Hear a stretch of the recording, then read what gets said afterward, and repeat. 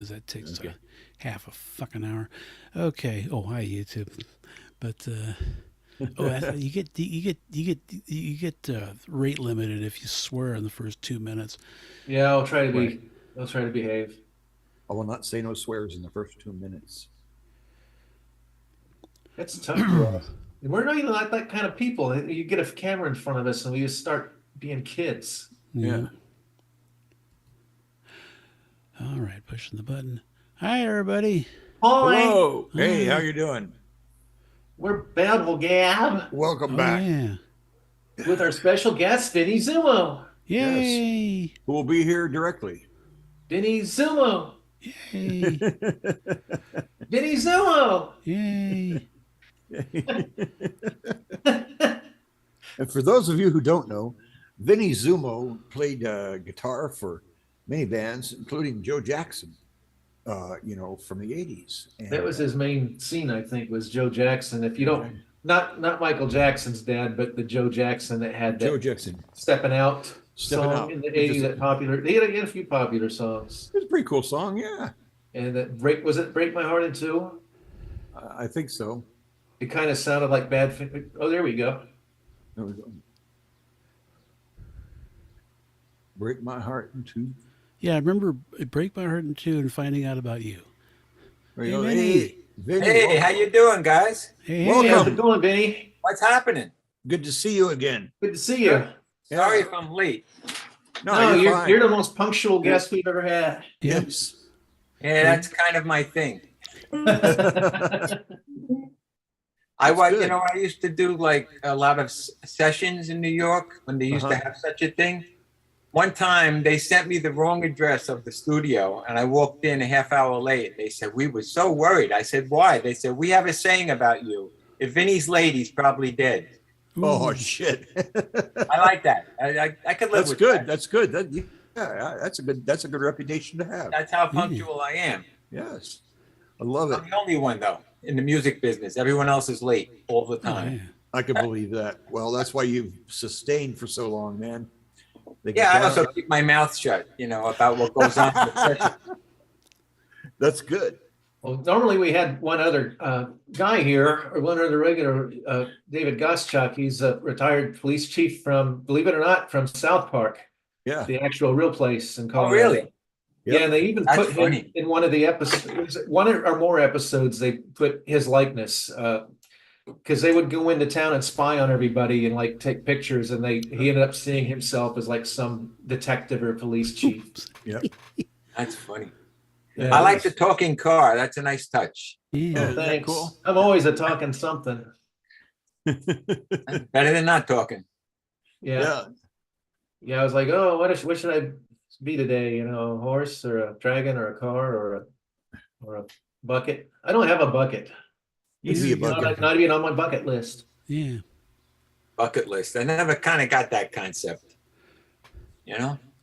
Oh, yeah. I didn't either, really. I've If got you a few haven't done things- it by now, you're not going to do it. So forget it. Yeah. Yeah. We're Not out. necessarily. I was like 47 before I finally saw Europe, and I'd wanted to do that my entire life. Well, Went that's with good. Deborah Milstein. Oh, rest in peace. Yeah. Yeah, All right. I think about her a lot. She was a trip and a half. She was. Well, she used to watch my dogs, so she would come over here all the time and stay a week or whatever. So, Oh, really? yeah. In fact, when I played Tommy in the musical, she took a train up just to stay here and watch me play Tommy for a couple performances. Cool. Cool. And yeah, when we went to, it wasn't everywhere in Europe, it was a couple places, but Keith Fellows and his wife joined us. So How did she die, Deb? it was a brain disease. What was it called? Oh, I was going to ask you. It was what killed Dudley Moore. It was just a degenerative brain disease. Oh, God, Yeah. really? That's terrible. Gosh. She was, her symptoms were where she fell down a lot, would lose her balance. And it took Oh, a while shit. to diagnoose it, too, because you couldn't Yeah. figure out what was going They on. always- Yeah, it's a tough one to diagnose. Definitely. Yep. All that brain stuff is very tough because it's just the way it is. For Which those that you don't know, Deb is a part of our radio circle. Yeah. She's Jewish New York lady, and just kind of she's like the way she talked. It's really funny. Yeah, It's like she had a very funny voice. I once in a while we'd have lunch when somebody come from out of town. One of you guys come to visit.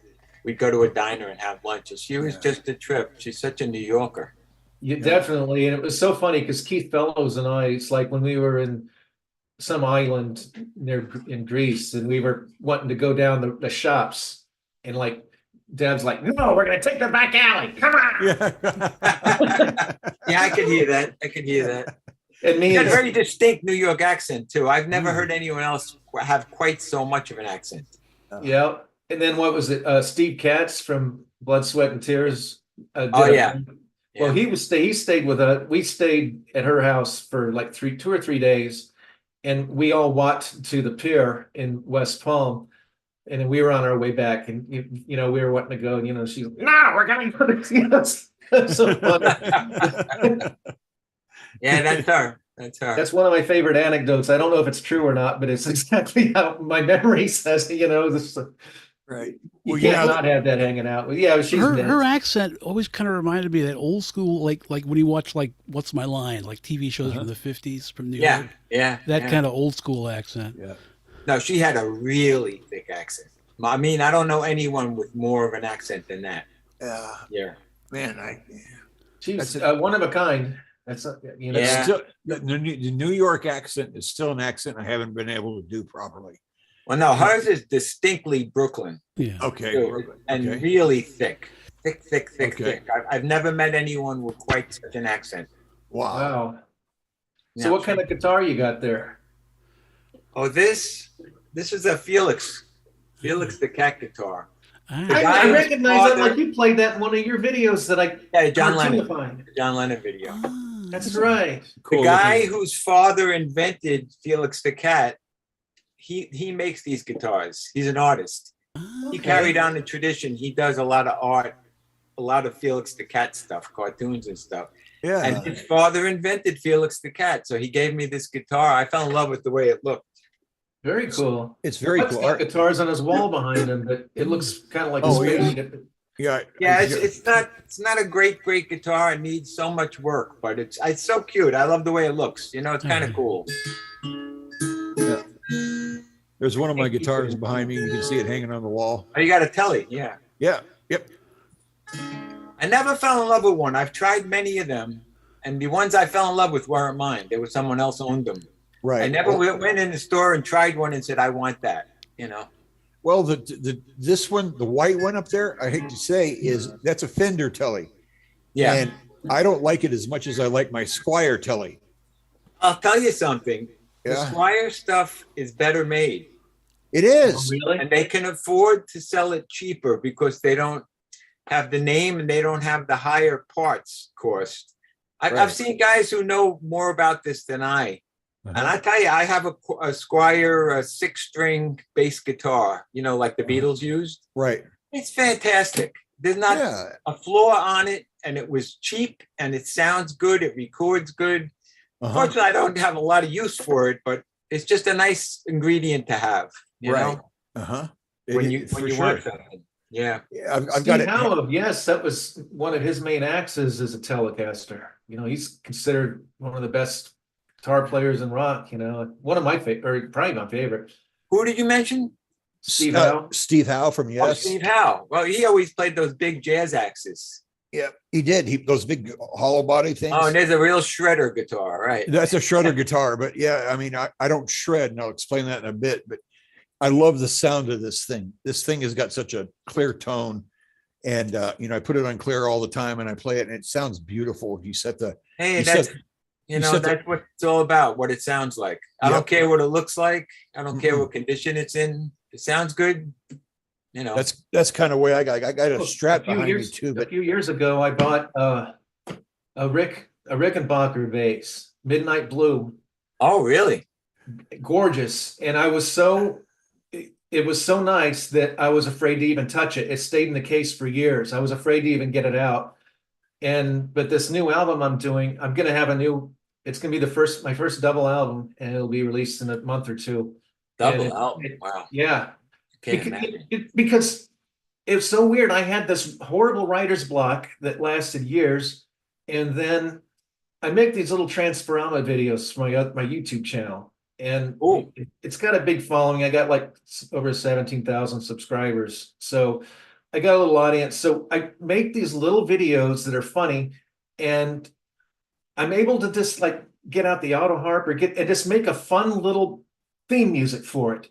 And almost every theme music I made turned into bona fide songs. And I figured that's the secret to getting out of writer's block is just write silly things and they will develop on their own. And you don't have to rack your brain. And all of a sudden, I had to cut off at 22 songs because they just kept coming. I'm like, okay, I'm going to cut this off. And people suggested make it your first double album. So that's what it is. And it's not. It was going to be a 3-sided album, but we couldn't figure out how to get it on the record player. Yeah, you have to have a 3-sided. Well, the thing is, it's still under an hour because most, it's a 60s band. So most of my songs are 2 minutes and 15 seconds, Right. So, but yeah, it's, I figured out a tube mic, a good preamp, vocal. So it's, and All you need. Do what? That's all you need, really. Yeah. And this will be the first album I've ever done where I did everything on the album because I've got my own drum set now. I'm doing everything on it. So that's kind of my experiment is to see what it'd sound like if I do it. In the long run, it saves a lot of time rather than explaining to someone what you want. That's what I find. I find there's no compromise. Do it You myself. just do it. Yep, you do everything. And Vinny, you do that because when I did those videos, has you playing everything. It's kind of fun because you're your own boss and you're your own critic, and you stand or fall with what you do. And because I used to get mad at Steve Jarrett because he would like only play songs that other people sang on, that I collabed with over and over. I'm like, well, why can't you just play something I did and sang on, Steve? You're hurting my feelings, you bastard. They never play what you want them to play. This is what I've discovered about media. Exactly. Yeah. Well, I think every band, it's like, that have all these good, serious songs. And the one that ends up being the hit is the dumb one that they wrote it when they were about to leave the studio and were just trying to kill time, and came out with something dumb. And that was what ended up being Louie Louie or Wild Thing. And it's like, well, we do beautiful songs. No, we don't. We want to hear that. Yeah. Well, the Wild Thing, they didn't want to do that song because it had the word groovy in it, and they thought the word groovy was already passé. Well, I think they were just posers. They were hipsters. Because, Janis Joplin, she's considered one of the grooviest. And I saw an interview of her in 1970 on Dick Cavett or something, and she was still using the word groovy, Yeah, people use it. I mean, they do. Yeah. I mean, well, I brought it. I'm bringing it back. I still use groovy. Well, it's not like they're saying 23 skidoo. Oh, yeah. But it was funny. I'll bring that back. Funny that early in the game they were already thinking, oh, that's going to be, because it's like in '67, the summer of '67, the hippies and everything, they were burying the hippie in the fall of '67. They thought that's over with, and it wasn't. No, not at all. Well, that George Lazenby, who played James Bond in the '69 movie On Her Majesty's Secret Service, which is my favorite Bond movie, he turned down a 7-picture deal because he wanted to be a hippie and hang with his hippie friends. And then the hippie movement was like over the next year. It was done, and he missed out on life because of that. I wonder if it was good to do one or would have been better to do none with James Bond, because obviously they didn't like the way you did it. They didn't ask you back, right? Well, they did. They wanted him to do a they wanted him, yeah. I didn't know that. I thought his agent talked him into turning them down, and he just blew it. Totally blew it. He blew you, and you know who they asked next to fill in for Lazenby? And this guy refused it too. Was Adam West, and Adam West? No, I'm serious. No, 100% serious. But Adam West turned it down. He goes, James Bond should be an Englishman or a Brit or a Scot. That's great. Yeah. That would have been great. Well, that would have been so awesome. '68 or whenever, before they asked Lazenby, they wanted Timothy Dalton to be James Bond, and he said he turned it down because he said he was too young for the role, and he ended up doing it. Yeah, he ended up doing it. 15 years later? Yeah, I thought he was good. Dalton. Yeah, My wife didn't like him, but he was good. A like lot of him too. people, he's their favorite because he was close to the books. He played them serious. Yeah, I get a lot of that because I read all the books like several times, and he is kind of close because the Bond in the books is not a joker, and Yeah. he doesn't make little funny comments or anything like that. Uh-huh. Once in a great while, but not. But I Do really they do have think another that one he- lined up? Do they have a new James Bond lined up? Not that I know of. I know they Mike- wanted Oh, Idris wait, Elba. He said no. Oh, yes, they do. I'm sorry. The latest I've heard, and this could be to complete bullshit. Don't say is- Lizzo. No, I'm not going to say that. It's That Henry I'd like Cavill- to see. That would be fun.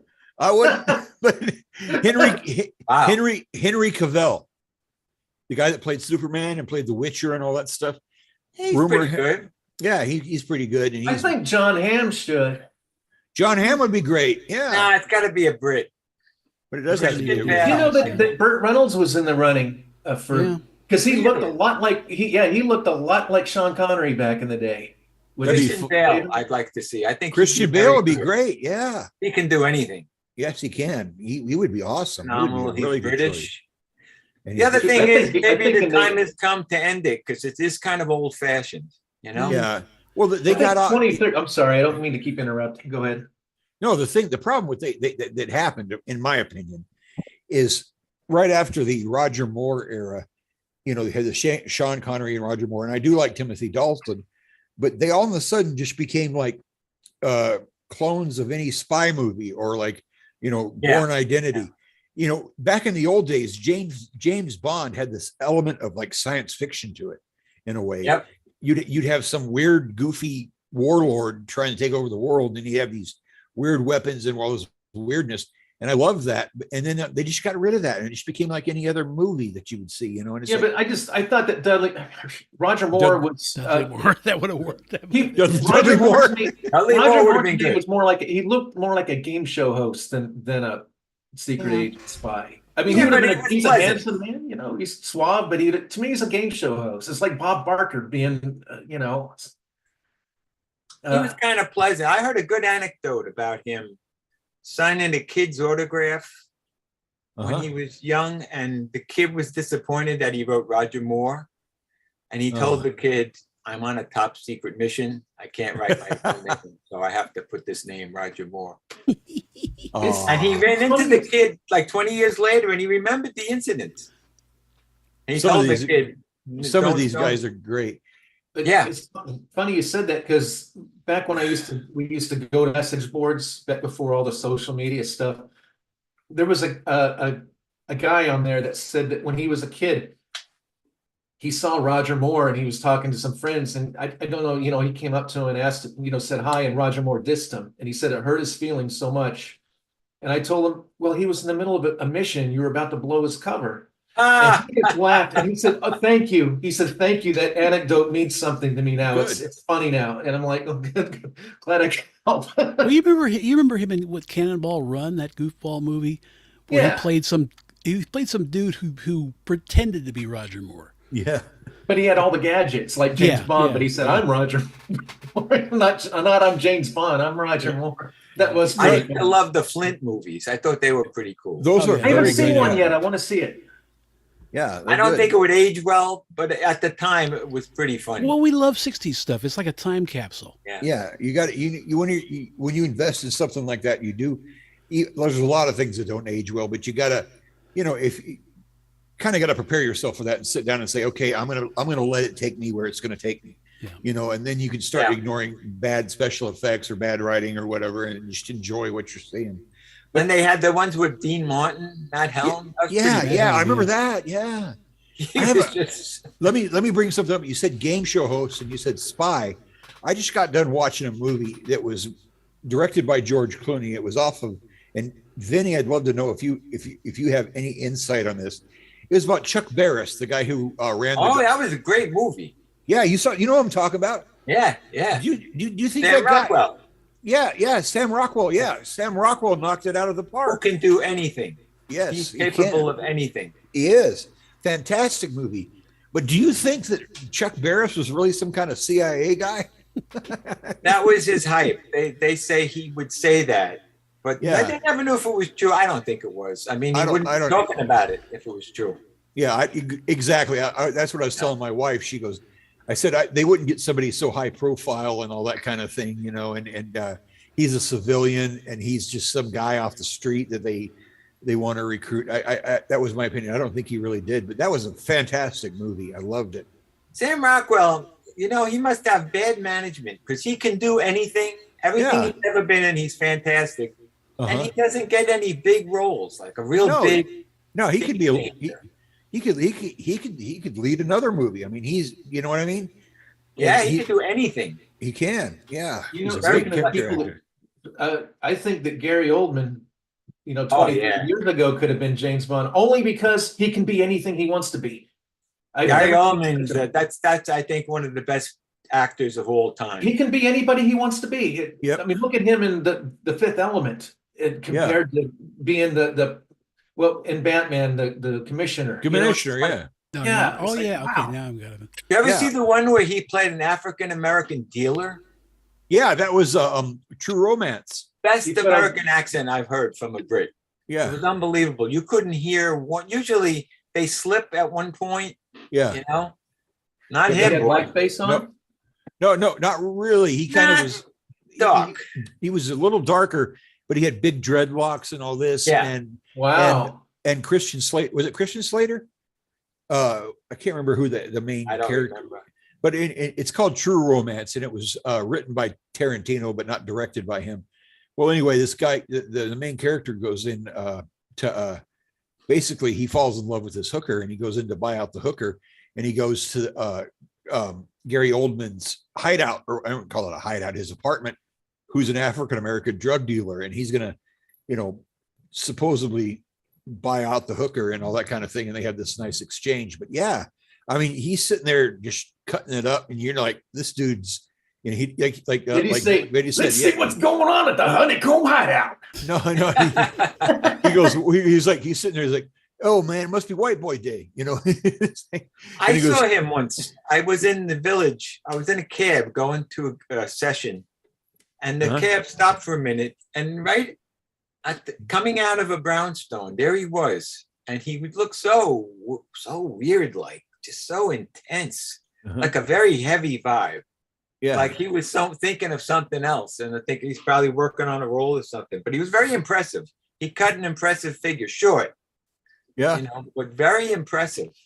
I was excited. Didn't you say you walked onto they were filming The Godfather or something? Didn't you say that, Vinny? No, me and Janice were extras in a movie that Coppola's daughter, her first one that she made.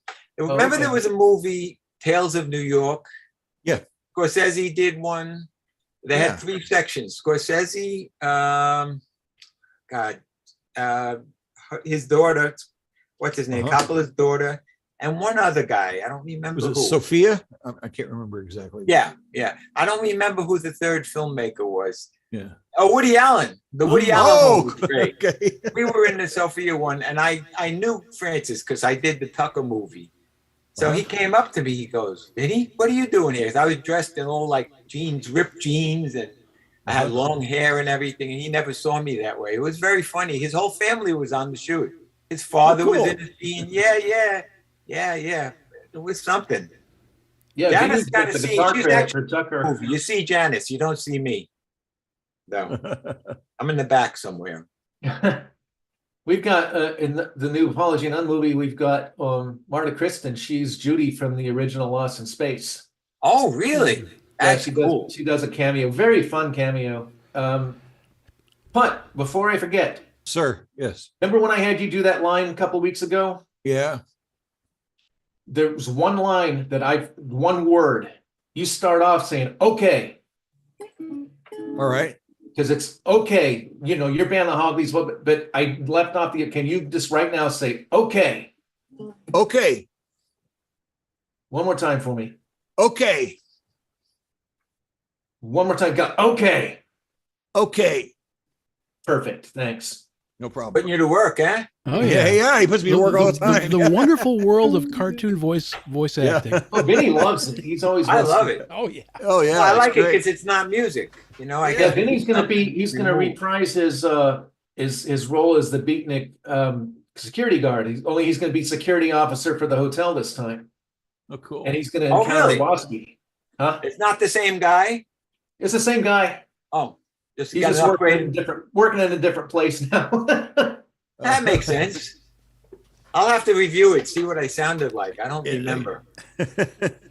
You were pretty It's fun. funny in there. That was a great movie. I'm kind of proud of that one, even though it was released right when COVID hit. So it was like my life's work was released right when everything. It was, put in 25 film festivals around the world, and like every film festival shut down and went online. It's like, gosh, dang it. That sounds like my kind of luck. It Yeah. was. There were 2 film festivals out of that whole run. There were 2 of them that went on physically. One was in Denver and the other was in St. Petersburg, Russia. And I was looking at getting a plane ticket to Russia. I was seriously looking into it, but I think Expedia or whatever said, well, they're not really seeing tourists right now. Things were starting to get turbulent, but I did go to Colorado, and they showed the movie downtown on the convention center. There was this big curved LED screen on the building, and they had these speaker systems set up, and we were across the street, the building across the street, and just sat there and watched the whole film, and people were taking pictures of it with their phone crossing the street. It was really neat. It's cool. Cool. Not the only thing about Colorado I like is just that one memory. Okay, Vinny, I have a serious question for you, and this is Oh, geez. since since the last time I talked to you, and I don't even know if you remember, but this was a while back. But since then, I've had what they call a substantial stroke. Now, really? yeah, Sorry. and it basically, thank you, but it basically for a while had paralyzed the left side of my body, which is my left side is my fretting and chording hand. Now, for a while they told me I wasn't gonna be able to move my hand, and I couldn't, but I got my hand moving. Look, and I just did it by sheer freaking will, which I used to look at it every day, and I just try to move it, and I couldn't. And then one night I had a dream where I could do it, and I woke up the next morning and I could do it. Okay, Wow. now, true story. Mind over matter. Yeah, and then but playing guitar it's almost like I'm reteaching myself. I mean, I know I have all my knowledge in my head, you know what I mean? Yeah. But have you ever met or experienced anything with a guitarist that's had a stroke? No, but I had hand surgery. So I know a little bit about coming back from stuff. I can help you. I mean, I can give you some exercises. Okay. The thing about guitar that's weird, like most people don't realize you need warm-up exercises. Yes. If you want to keep your playing at a consistent level, you have to have like a 15, 20-minute warm-up you can do before you play. And that warm-up also happens to be a good way to re-educate your fingers because it's body language. It's no muscle memory is the word I'm looking for, like dancers. But I could help you. Did you ever hear the story of Pat Martino, the jazz guitarist? No, he had an aneurysm, and he didn't know who he was, and he couldn't play. Okay. And they played his records for him, and he hated it. He hated it. He didn't remember who he was. He didn't remember how to play, but he knew he didn't like it. But he He eventually didn't like his own music, and he didn't know. That is wild. Yeah, but he came back, and he came back at full speed. I don't know if Pat Martino's a freak of nature, like 1,000 notes a second. Did he end up appreciating did it grow back into him again? He did. Yeah, no. Because it reminds me, who was Monet, the painter? I'd always heard that he had an eye problem, and when they fixed his eyes, he realized that he was painting all of his paintings almost all pink and red, and he wanted to throw them all away because it wasn't what he had thought he was. I didn't know that. I've not heard it. I don't know, but I didn't know him personally. I've got a degree in art, and I didn't know that. Yeah. Have they assigned what happened therapy to you? What's that, Vinny? Have you gone to physical therapy for this? Yes, I have. And they tell them about the guitar. I did, and what I do so far, and I appreciate your thing about doing the warm up exercises, because I don't do them consistently, but I do the chromatic scale all the way up the neck, and then I try to. Not effective though. No. Oh, it's not okay. 3-octave major scale. Okay. I do them at different speeds. I do them every day. I don't play until I do them. It's like part of my routine, and it helped get me We back. need to get Vinnie to give us some like Beatles songs or something. Got the guitar in there. Okay, 3-octave major scale. Okay, I'll do that. Okay. No, I have to. I'll show you though. It's a particular fingering, and you All do right. it in eighth notes. There's a way of doing it. You don't Okay. just play it once. You do it several different ways, and it's a good warm up, and it will reacquaint your hand with the memory. I mean, Good. it's a who knows though. You know. Yeah, because I feel like I'm kind of stalled with the exercises I do. And, I do a little bit of legato, and I do a little bit of, alternate picking, but I'm still delaying even with chords. It's like I'll make a chord and then I'm ready to hit the other one, but there's just a little bit of a delay. And I'm like, this isn't acceptable yet, because somebody was, I can't remember where I was. I went to, Indiana, and they were like, oh, bring your guitar. And I'm like, well, why? And they're like, well, you can play. And I was like, no, I'm not ready to, I'm just not ready. I mean, my wife is saying, you sound good. And I'm like, no, you don't understand. I feel when it's wrong. Does that, and you know how You're not pleasing yourself. What's the no, point? I'm not. Yeah, exactly. Well, bring a dulcimer instead. Well, no, that's what Nobody wants that. No. That's exactly right. Everybody, people have been telling me use a slide instead. Play a dulcimer. How about doing a pedal steel? I'm like, I don't want to do any of that. I Anything want Oh to my gosh! You've heard of? I have a Gretsch lap steel, uh-huh. and that thing is a beast. I Uh-huh. mean, Yeah, you they're can sound tricky. just like Steve Howe or David Gilmour. I mean, it's really nice. And Vinny's heard. He's heard some stuff from it. But I have an I old love Supro. what's that? I have an old Supro. Oh, nice. Very cool looking. I think it's Supro, or is it Airline? I don't remember. It's in the closet somewhere, but it's good when you're stumped for something and you want something strange. It's a good. Yeah, little- mine looks like it's a piece of wood that was burnt, off of a burnt house or something. It's really weird looking. But man, that thing can sing. It can just sing. Love it. We're talking show and tells. I don't remember the last time we did this. How many years ago? Because I ended up with colon cancer. Oh And, no! Yeah, and I had You guys are bad. This is bad. yeah. Well, Sorry. Hey, listen, I had 12 inches of my tailpipe removed. Oh wow! I didn't know that. Yeah. How did I miss that? let's call this how to depress Vinnie when he comes out. Because I didn't talk about it until I was in the hospital recovering, and I only I had a couple pictures from like the hospital bed looking out the view of the city, and that was about it. And so if you missed like 2 days of posting, that was it. I didn't talk about it. I missed a couple of months. My computer broke, and we also Jan's mother. We brought her out to Staten Island. We got her a place there to live, and then she got sick and passed away. So we had to empty the house and sell it. And then the computer broke, so I was offline for months. Well, I missed think a the lot last of time you stuff. were on is when you were taking care of her because you had to leave early because you said you were taking care of a relative. Yeah, well, that's over. But it was a lot of work, and It is, but yeah, this was the end of 2021 when this happened. It was a Yeah. horrible year Wow. all around. Just well, terrible. thank God you're okay. I'm okay, thank you. I just got to have a colonoscopy every few years now. Well, don't we all? Yeah.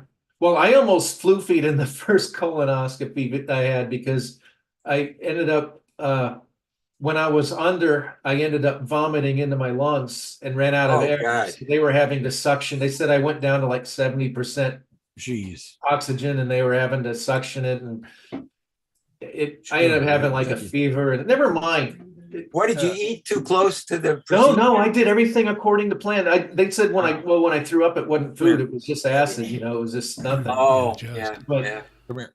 I'd never been under before.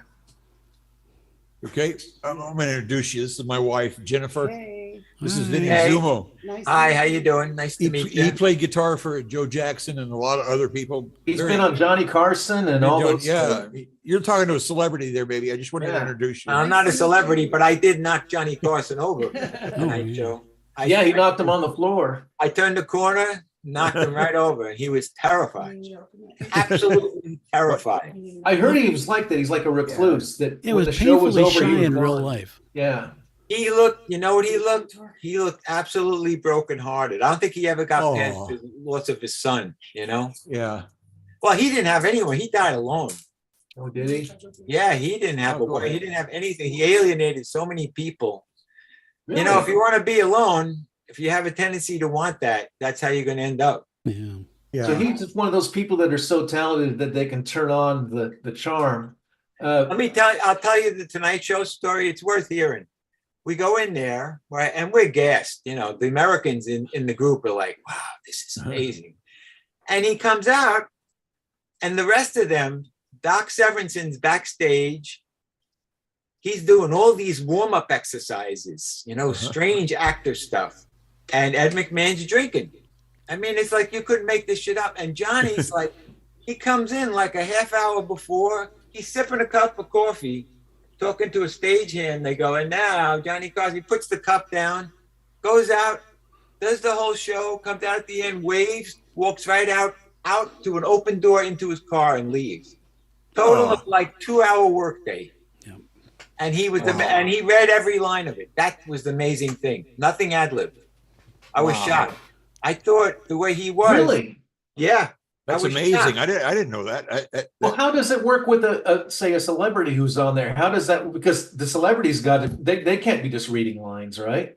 No, the celebrities got something they're plugging and they'd list it and they'd give them some comic lines to say. It was like, it was a little disappointing. But then I said, wow, that's even harder to do, to make it look like you're improvising. Like, it's like if Curb Your Enthusiasm was scripted, that would be as impressive as the way they did it. Wow. Yeah. You know?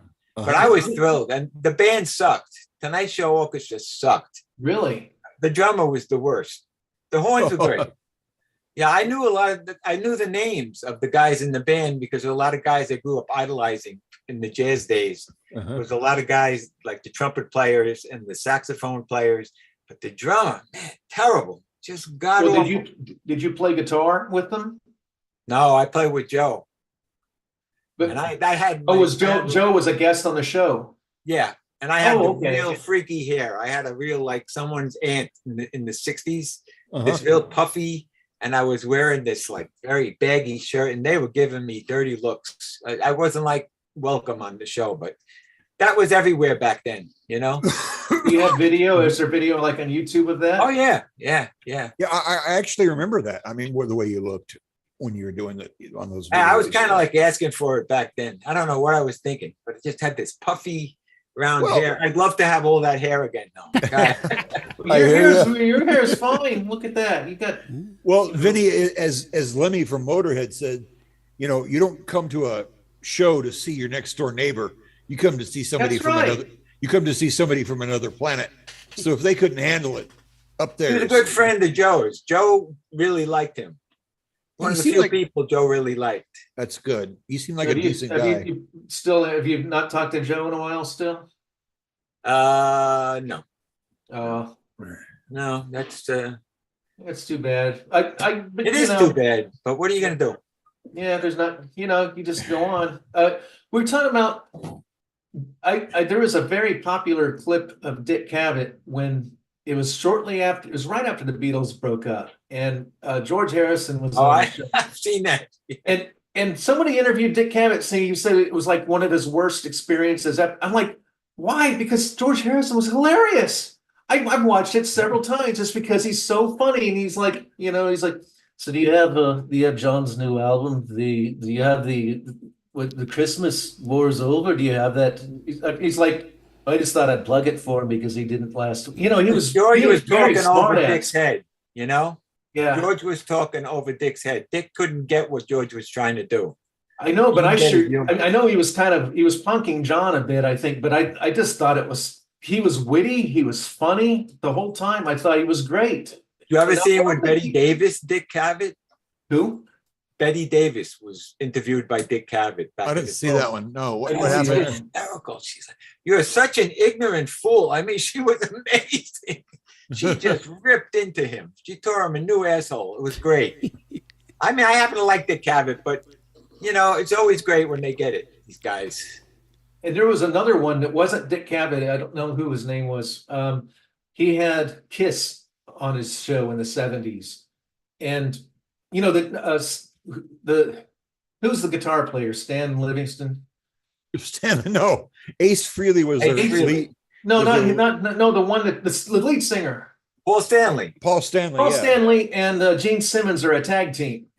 I did a session for Paul Stanley once. Oh, who are you? Very Well, before nice you get, guy. I want to Yeah. hear about it, but before you get there, let me just say that they were so serious. But who was it? The guy with the stars on his Ace his- Frehley got Ace drunk. Frehley was drunk as a skunk, and he was joking and just cutting him out and laughing, and so was the guy. So was the other one with the whiskers, and they were both.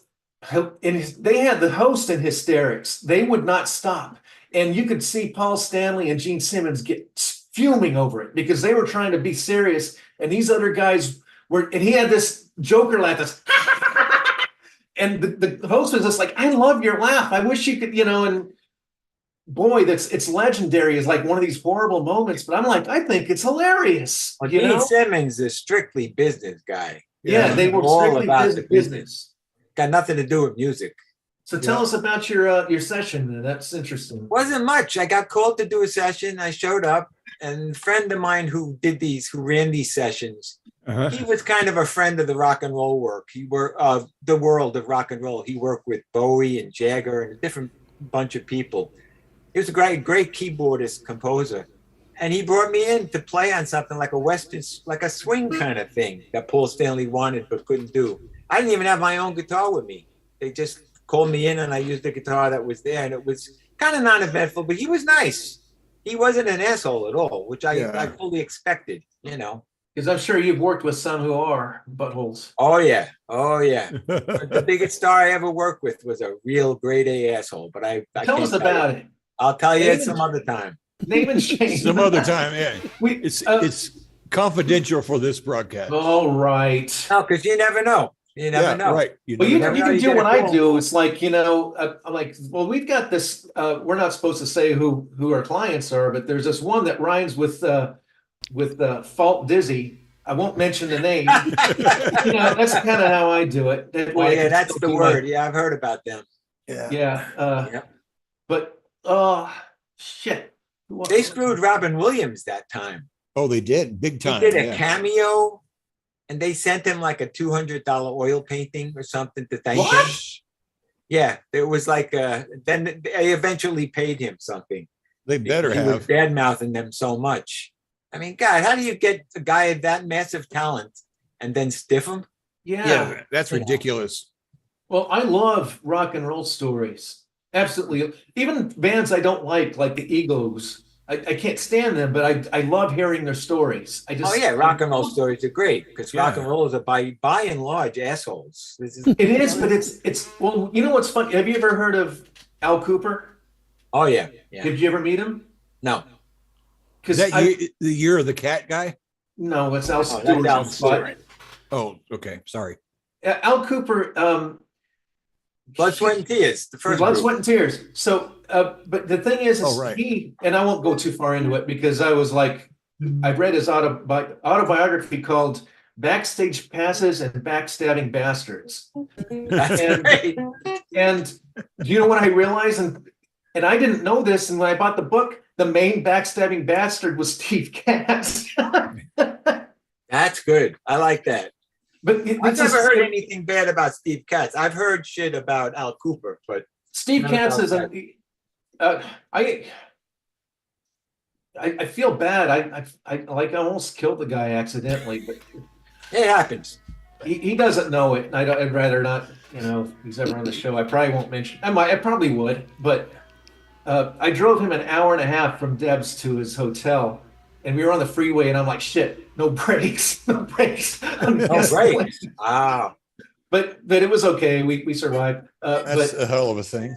But I learned some New York stuff with him. And as went on an off ramp and we were on the wrong lane, I'm like, oh shoot, we're in the wrong lane. I need to go up that way to get to the gas station. He's like, so what? Just put your arm out the window and tell those people, let me in.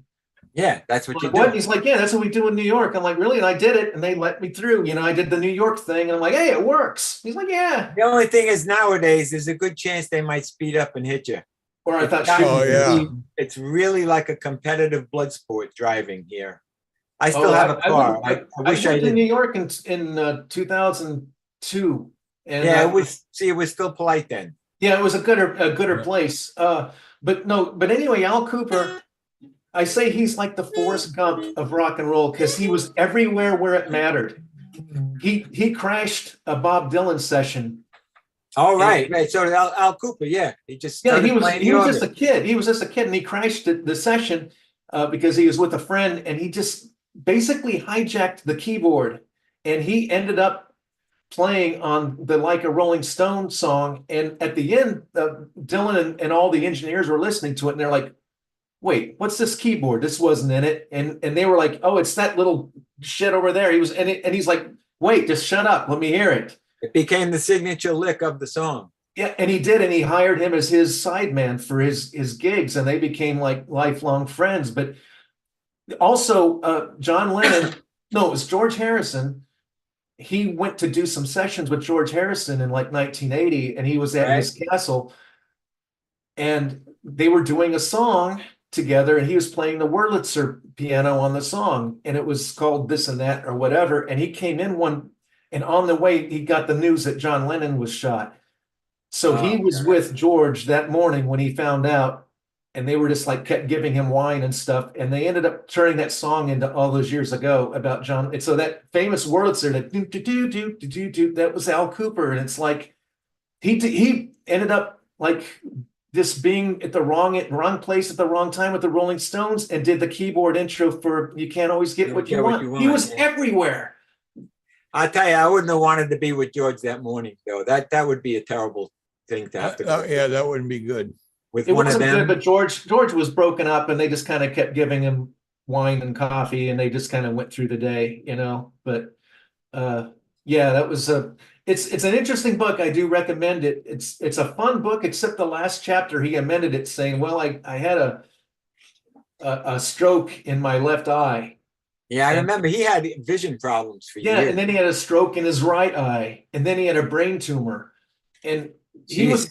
he was saying that he only slept like 2 hours a night, and his doctor said, "Oh, that's fine because you do your REM sleep, and that's what's." And I'm thinking, no, God made us sleep 8 hours for a reason, and I think that's probably what led to his brain and 8 hours. I've never slept 8 hours in my life.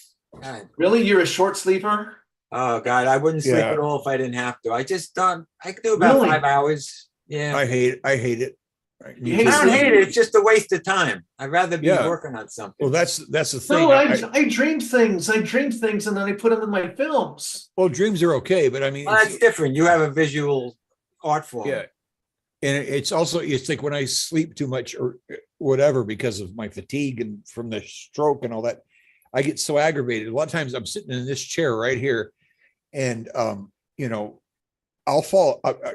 Jen, my wife, Jennifer, she'll go to bed, and I'll be doing something. I want to be doing something. You know, I'm trying to be productive. I'm trying to keep my concentration. I'm trying to do whatever, whether it's drawing or, you know, practicing guitar or even just learning something. I might find something I want to learn, you know, and then, you know, next thing I know, I've fallen asleep here in the chair, and it's 1 o'clock in the afternoon, and I'm so aggravated because it's like I didn't, you know, I don't sleep that much, but I do need that, you know, with you heal when you sleep, and Yeah. so I've got this freaking battle back and forth. It's like, you know, I understand you heal when you sleep, but you know, I don't know what the word is. I feel like I'm losing out. You know what I mean? And if I get up late, I feel like I'm losing out. You know, I've lost Losing out on valuable what? I've productive time. What, a video game or watching TV? No, I don't play video games. I hate them. No, I'm talking about, like, you know, helping Dana with the rock opera, or, you know, drawing pictures for this graphic novel this girl wants me to do, or whatever, you know, whatever I'm doing, I feel like, or practicing guitar. I have lost valuable time. To me, a worthwhile day is when Yeah, I but get you up. know what? You go with the flow. Whatever your body wants you to do, you do Yeah, it. that's it. I think that's what my wife Everybody's said. structured differently. Vinnie, that's what my wife says, and I got to stop beating myself up about it. quit beating yourself up. I keep seeing you with new Yeah. bruises every day, and I ask you what happened, and you said, "Oh, I fell off the swing and or fell down the stairs." And you always Beating give me himself fake up. excuses. Well, I fall a lot, but that's okay. That What must be about why the- I like sleeping, because I don't get anything done any damn way. Well, a couple of weeks There you ago, go. Putt fell getting out of the swimming pool and got one of those Oh, God, that gooey hurt. things up his butt and everything else, didn't you? Well, the butt stuff is not true, but I didn't know. Well, damn it! I put it in my diary and everything. Well, stop recording my butt stuff in your diary. Well, No, not I at thought- all, This so is it's getting called a all too journal. personal, this conversation. I don't know. No, I Hey, you do know, fo- speaking of rock and roll Uh-huh. memoirs and stuff, did you ever read the book by Howard Kalin from the Turtles? Yes, I've got that book. He signed it for me. It's the best book. I read it 3 times. I loved it. Thought it Who was was it? What was that one? There's every time I think about that book, I think about weird stories. He went to that record exec with this band, and they were such fledgling, just kids, and they went to this thing, and he'd never had dope before, and that executive Right. and that executive locked lips with him and pushed the smoke into his mouth or something. It's like such weird thing. Did you ever see My Dinner with Jimmy, the movie? No, I never did. Check it out. That's the autobiography taken from the book. I mean, the Oh, movie. I didn't know that. Yeah, it covers when they were drafted and being at the draft board when they didn't bathe, and they were a lot Right. of rock stars did. Even Steve Katz and Al Cooper said they did that. It must have been the thing to do. And his trip to England when John Lennon tore the guitar player a new one so bad that he quit music. That was horrible. Remember that? remember that in the book. I liked his story about Soupy Sales, getting high with Soupy Sales. Yeah, he said he had the best stuff, didn't he? Yep. I just can't imagine getting to hang out with Soupy Sales. That would be great, It's gosh. hysterical. Oh, I think one of the things that I remember. Well, from- wait a minute. That's a cigarette? You're smoking? I am. You had Yes, a stroke? I did. Yeah. Now you're getting me mad. Your doctors Oh, I'm say sorry. it helps, though. No, it's No, bad Four out it's of the for you. five alcohol doctors. helps. He said alcohol thins your blood. I used to smoke 3.5 packs a day. If I could quit, anyone could quit. I've been clean Okay. 40 years. That's good. I only smoke when I'm doing the show, and maybe See, smoke he twice likes a being a week. bad influence on people. I'm sorry, Vinny. You want me to put it away? No, I don't care. It's your body. I just can't believe you went through what you went through and you're smoking. You got a good point. They made a Well, smoke is Charles Bronson movie about it called Death Wish, where he just kept smoking. Yeah. well. Here's part of the reason. I mean, and I'm not making excuses. You're right. I shouldn't do it. In fact, I'm not kidding you guys. Tomorrow, Jen and I have decided I'm not doing any more alcohol, and she's not smoking either. And we're going to quit all of that, not having it in the house or any of that kind of stuff. Because health wise, because it this is not a good thing to do. But but we both decided, we're tired of spending the money on the shit and all that kind of thing. But the one problem I have is, I will have some alcohol once in a while because it thins your blood. Yeah, but once in a while, I have 1 or 2 drinks a month. It's never going to kill you.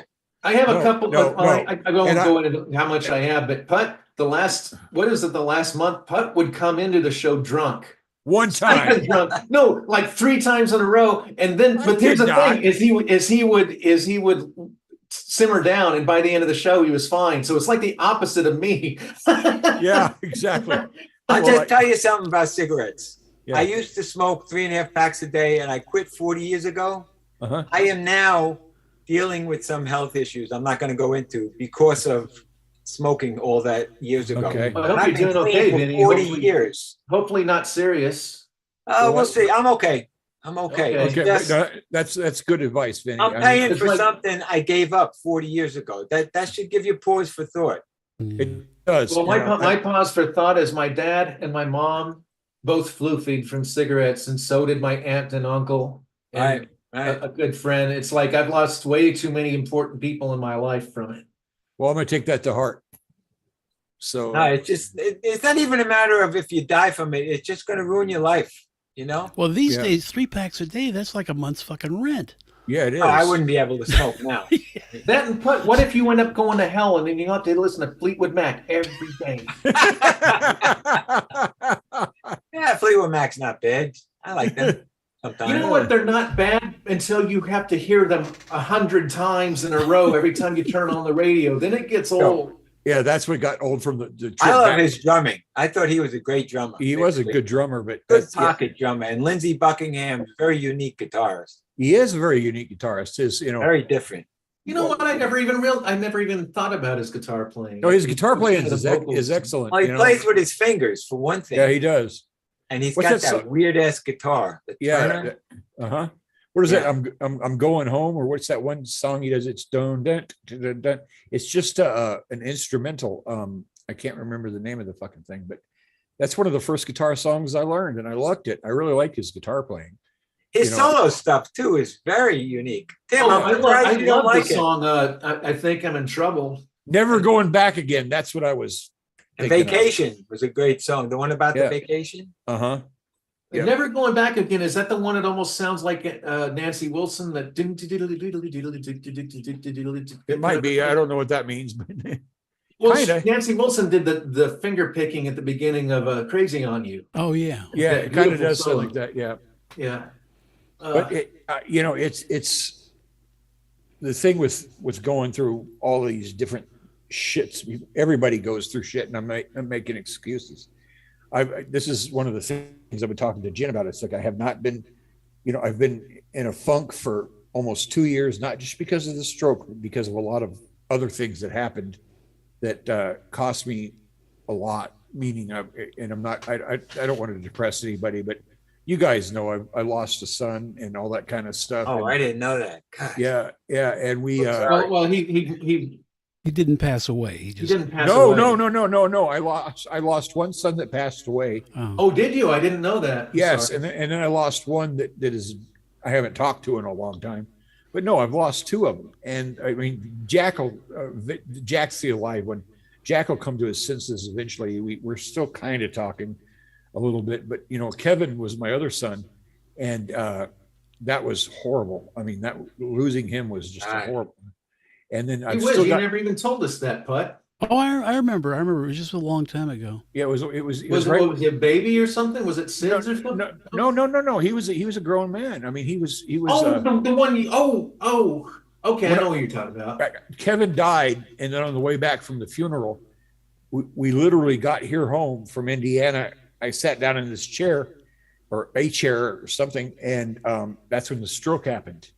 10 days later. Wow. Right. Oh, wow. Yeah, Yeah. and so I had Makes sense.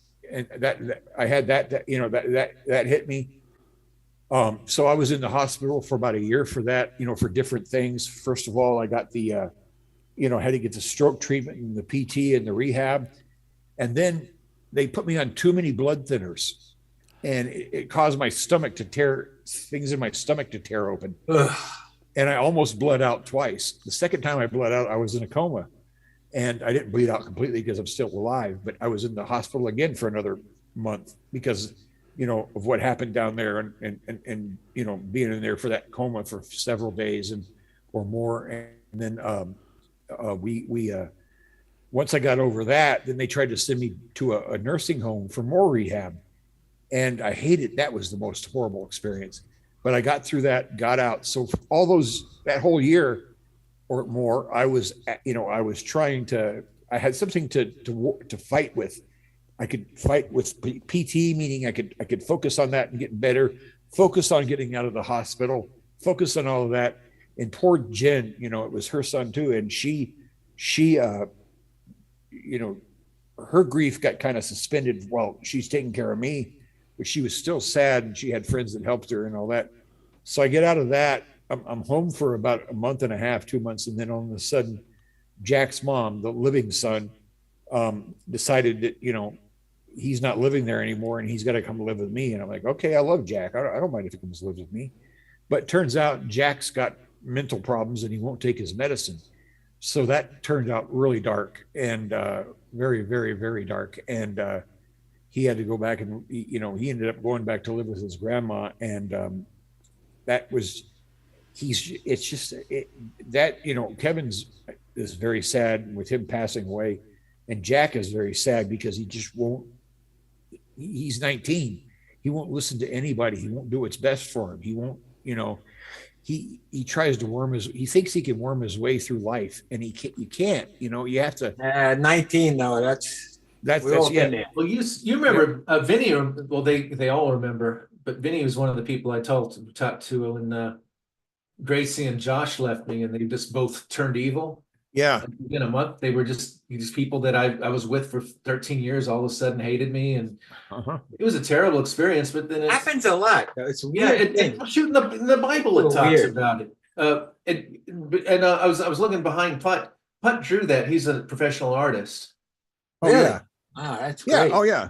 In fact, if you remember our film Star Trek, our little Star Trek parody, Putt drew all of the spacescapes, and he even he drew some of the characters. I designed the Starfleet characters, the ones that were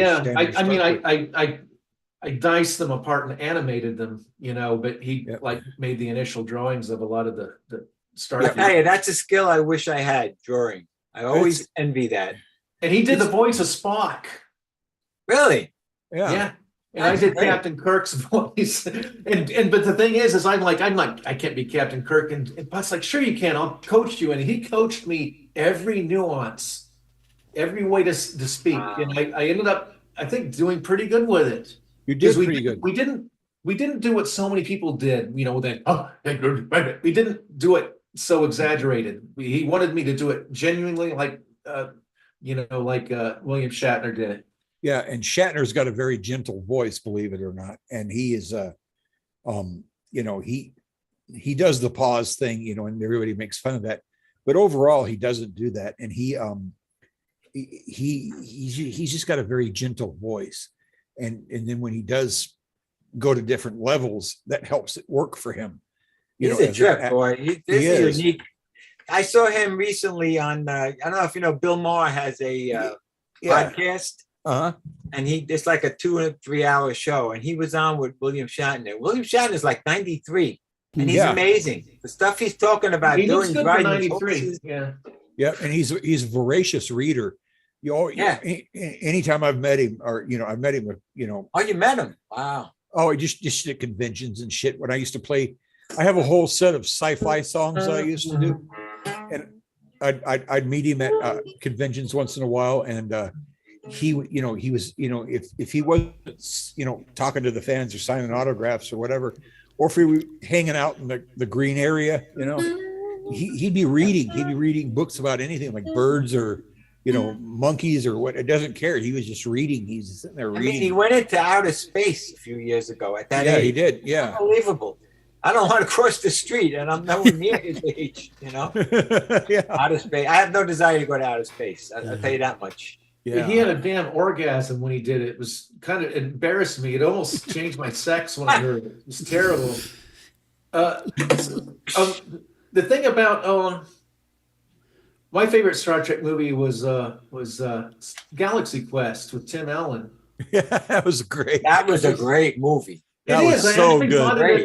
I was at Goodwill and saw it, the DVD. Underrated. You know what? Underrated. Very underrated. Very different though, because it was a unique kind of thing. But the big Star Trek fans, they actually consider it canon. They love it, like more than a lot of Star Trek movies. Yeah. I don't get Star Trek. I mean, back in the day, I used to watch it when I was a kid, but I don't get it now. I don't see the point. Well, it's a different kind of thing, I just don't like the 90s, the newer Star Trek thing, because all it was people opening and closing doors and reading each other for 2 hours. talking to each other. The originals. It was like the Love Boat. It was just like, what is this? This isn't sci-fi. It's just people in a hotel opening and closing doors. Yeah. I used to love that TV show House. Did you guys like that when it was on?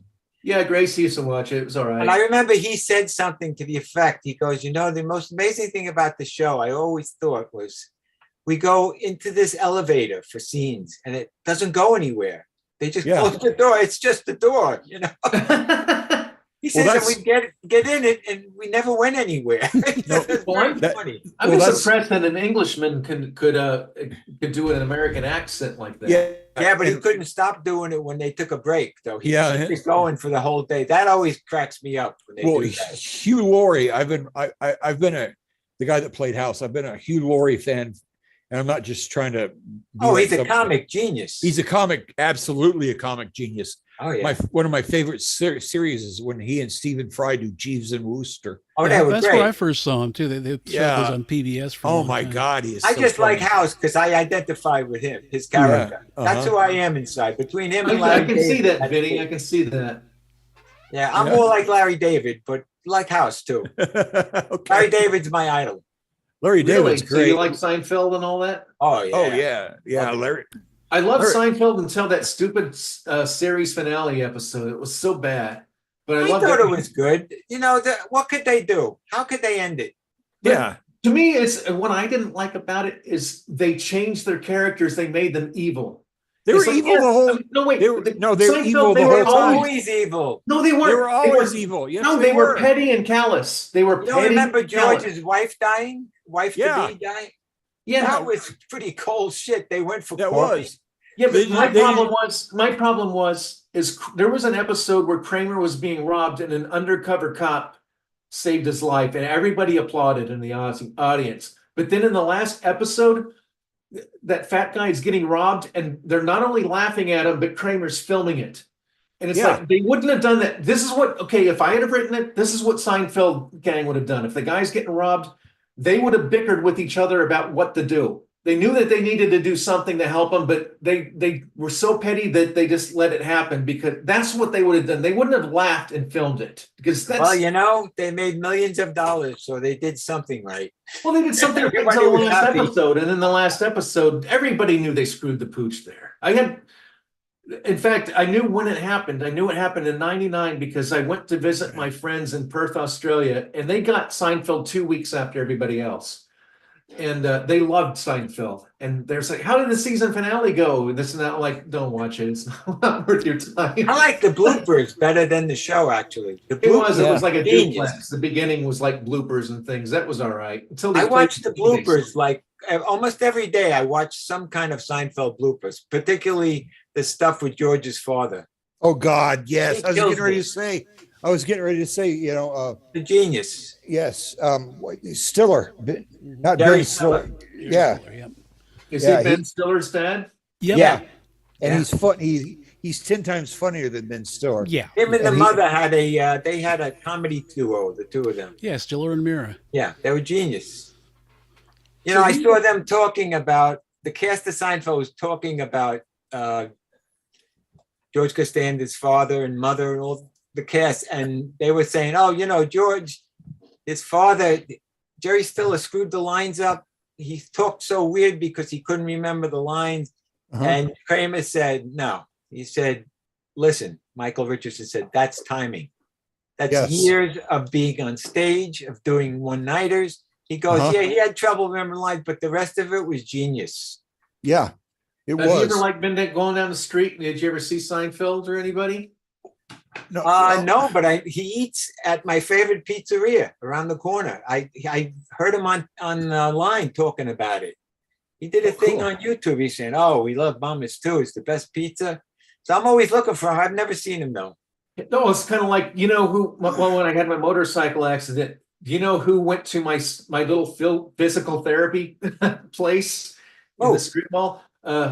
Mark Lindsay of Paul Revere and the Raiders. Oh shit! Yeah, he lives near me. I mean, I live in the boonies, but he lives. I'm always looking for him at Walmart or somewhere, and I think he's a real tall, skinny guy. I think he's hard to miss. I haven't seen him yet, but I was always hoping I'd get to see him there when I did. I was a big Raiders fan when I was a kid. I thought Oh, they really? were one of the best American bands. Yeah, Yeah. yeah. Oh, Different. so do you know who we were talking about? Like Gary Oldman and people being able to be. You know who I can totally respect as actors? Do you remember the Brady Bunch? I wasn't a fan. I didn't watch it. So Oh, I won't go there then. no, I mean it's not something I know about at all. Oh, okay, I won't go there. I'm a big TV guy, but not that. I love the Brady Bunch because they're groovy. Yeah. What? Oh, well, I don't know where I was going to go then. You derailed me. Oh boy. I'm good at that. I do that. I have a good Seinfeld anecdote, and this is supposedly true. when Jason Alexander met Jerry Stiller, the first thing he said to him, he goes, "Don't be afraid to hit me." Oh, right. He was. It took him a lot for him to get him to hit him. Oh, that's true. Well, when I was Tommy in the musical, and Putt might remember this scene. Toward the end, when my mom got really frustrated, she started shaking me because I kept going to the mirror, and she threw me to the floor. And she was just like doing it with Butterfingers, like pulling. I'm like, don't throw me to the floor, throw me down. And it looked pretty good. In fact, my friend Ratchet, rest his soul, my old bandmate, he almost got up from the audience to help me because he said it was so convincing. So I don't know. That's all I was going to say. Well, better that than somebody going too hard at it, really hurting you. Oh, like Steven Seagal or something, you like breaks your balls. Oh, that guy's I'll tell you on a funny story. When I was in high school, I had never smoked pot, and I wanted to. I was a freshman, and I was bragging to this older guy who I was riding the bus with, who was also, we went to a play we were in. We both had small roles. And I said to him, he's talking about smoking dope. And I said, I want to smoke it. I'd smoke. Yeah. And he goes, you're in luck. My friend sold me this. So we got high. I got high for the first time. We get to this play, and I have one line. I come out on stage with a gun. I'm playing a hood, and I got to hit the guy over the head with the gun and say, you want I should give him the boot, boss. Now, I come out there, and I'm out of it. And I start hitting them. They got to pull me off. I go off the stage. That was the end of my acting career. Did it go well? The guy. Oh shit! What happened? Oh, that's weird. I got the wrong screen for a second. You there? Okay. Yeah, we're all here. We're here. Oh, I thought you were recollecting what happened at the behind the scene. What happened? What did I do? I just beat this guy over the head. Oh no, I'll never forget it. I felt. Did it go over well? Then, but the other thing is, the guy was the guy I didn't recognize till I was on stage. He was the guy that gave me demerits, so I had to stay after school. So that was in my head as well when I recognized him. And I'm the most nonviolent person in the world. Were you actually hitting him, or were you like? Yes, I was hitting him. Wow. Well, the first time I ever smoked pot, you're not exactly in your right frame of mind. Well, I would never do that stuff. I take gummies. Oh yeah. Well, that's the new way we do it, right? Oh, you too? Well, yeah, it's good. I kind of told Tony, I think that's part of why I've come up with 22 songs out of nowhere. There you go. Because it actually brings me, if someone who has never done that or any of that kind of stuff, to me, whatever thing you've got that gives you really good dreams and stuff and childhood memories, it brings you closer to that place. See, I can't relate to that at all. You were talking about a writer's block. I'm not bragging or anything, but I just sit down to write. If I decide, well, I want to write something, I grab a piece of pen and a paper and I write a song. Wow. I don't really get the inspiration thing happens on occasion where I have to grab a pen and write something down. Yeah. It's just training yourself to get in the habit of writing. I've read a lot of things by people who write. Even Lennon and McCartney said half of it was sitting down and doing it every day. Right. So I don't need something to get me there. I'm always there. My problem is I hate to write them if I'm not going to record them. And nowadays I don't really see the point. There's no real reason to do a lot of new music. I'll still do albums, but the music business is so different. You can't. Well, I guess that's why I do it, is because I don't do it for the business or for money. I just do it for myself. I don't anymore. I used to do it for the business and the money. But you're a professional. Did you know Putt? What? When Putt, I knew Putt from when I was a teen. We kind of grew up together in Colorado. That's how I ended up. He looked like Paul McCartney. He was skinny. The girls loved. He was so handsome and so charismatic. All the guys wanted to be him. All the girls wanted to be with him. He's not like that picture. You used to show that picture of you, Putt, from I'll have to find it. Yeah, I don't remember, but I mean, I enjoyed that, but Darren, my brother, had like a man crush on him. Good Yeah. grief. And that's why, yeah, and that's kind of why I mean, I had girlfriends and all that kind of stuff. And then musical wise, I ended up in the punk scene. Because at first I was in the metal scene doing metal, and then, I had a friend of mine, a good friend of mine was in a punk band. And he goes, we need a new guitarist. And I said, okay, let me, I'd love to see what's going on here. And I go in and they showed me a few of their old songs. I said, oh, I can do this, and I wrote about 100. We wrote about 113 songs over the course of 3 years. But the thing was cool about the punk scene is, unlike the metal scene, punk scene, you could play gigs all the time. Yeah. I mean, back in the 80s, you could just find people would rent out warehouses, and we would have punk gigs there and Hey, all that Molly, kind of sorry, stuff. Putt, Molly's here. Oh, Oh my okay. Hi, goodness. Molly. So that kind of inspired me to stay there. It also took the weight off my shoulders of having to do a elaborate guitar solo for every song. I didn't mind doing them, but I didn't like having to do them, 25 times a night, as far as some kind of shredding nonsense, where I wasn't, Yeah. just because. Okay. Can I ask you a personal question? Sure, absolutely. Why does your jacket and right arm keep disappearing? My Because he what? won't invest in a green screen. I need to get a green okay. screen. Yeah. I And thought I was having some kind of flashback. No, that's all. I don't have a green Hey, screen you know yet. what? Putt. What? Can you tell Vinnie your McNichols Arena or Rainbow City Music Hall story without saying the punchline first?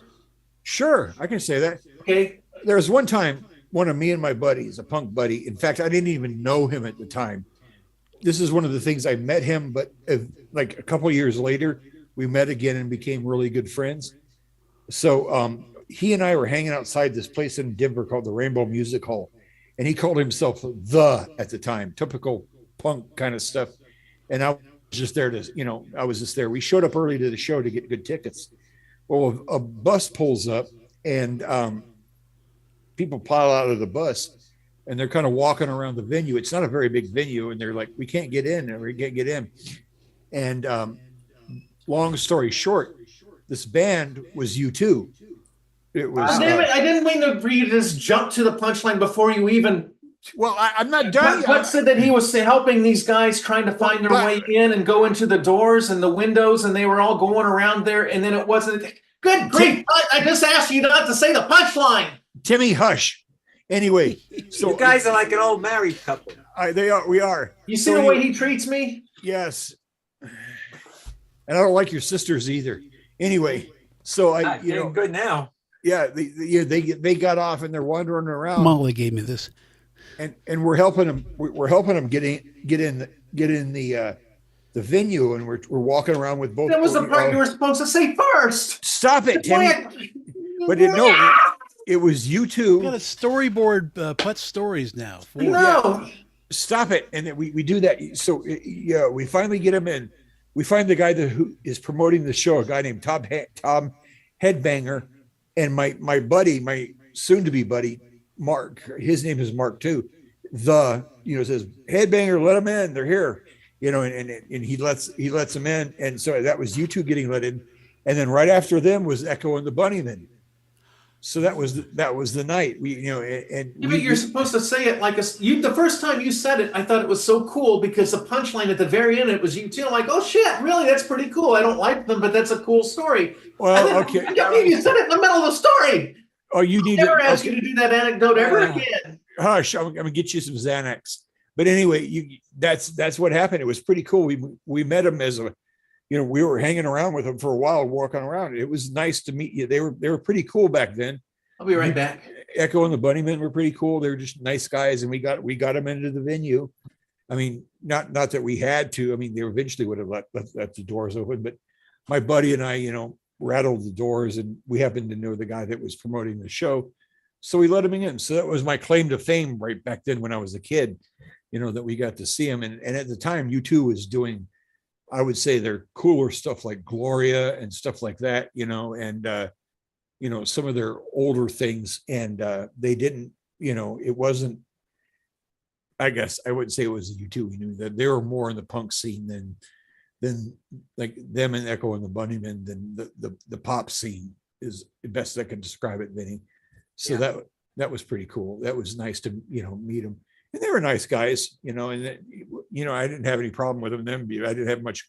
We had some contact with them and all that kind of thing, but it was just nice. It was cool to know that you got to do, spend a little time with a very famous band that they eventually became very famous. But Yeah, it's weird. Sometimes, you meet these people and they're great. Sometimes you meet them and you're really sorry you met them.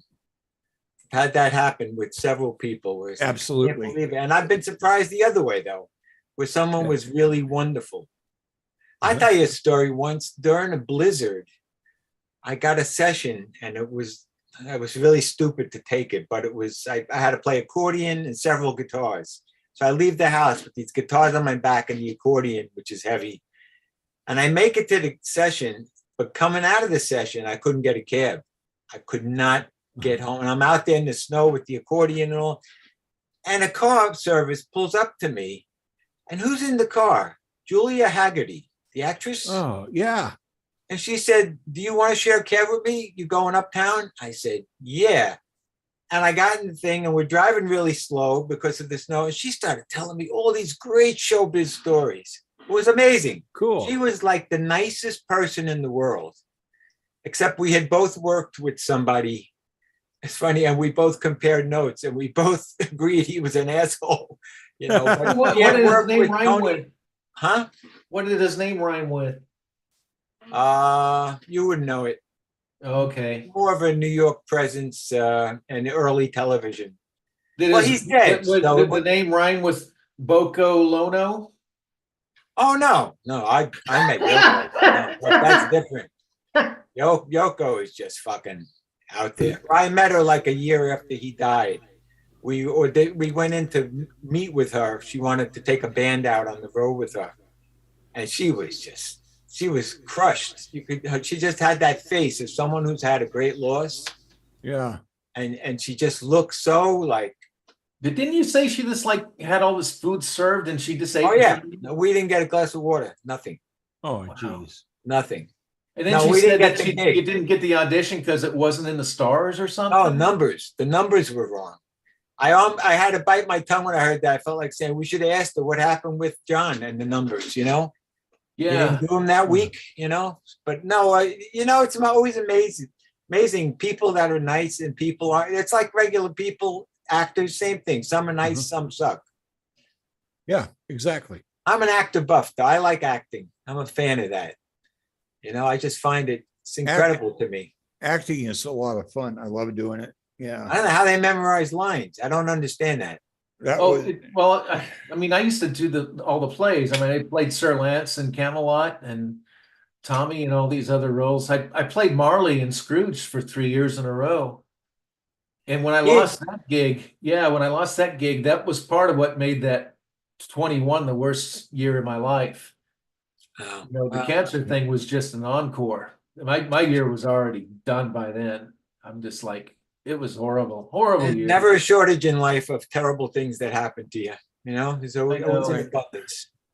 Speaking of terrible things, Molly and I released a new video with her on my Facebook album, but it was No a kidding. Transforma thing with Terry and Molly. Molly plays this character called Hetty Weed. She's Terry's obsessed fan. Molly's in a lot of she's in everything Apology None does. You got a good voice for it. Yeah. Yeah, she's great. An expressive voice. Yes. Yeah. Me and Janice once were in a commercial, a Dutch commercial for brandy. And we go to this thing. It's a small cast. And they look at us. And the guy says, he points to me. He goes, "You play the male hooker?" And he looks at Janice. He goes, "You play the female hooker." Now, out of this whole cast, I'm the only straight guy. And he cast me as the gay hooker. Right there, we have a problem. Not to mention, I never acted before, aside from beating the guy with the gun. right.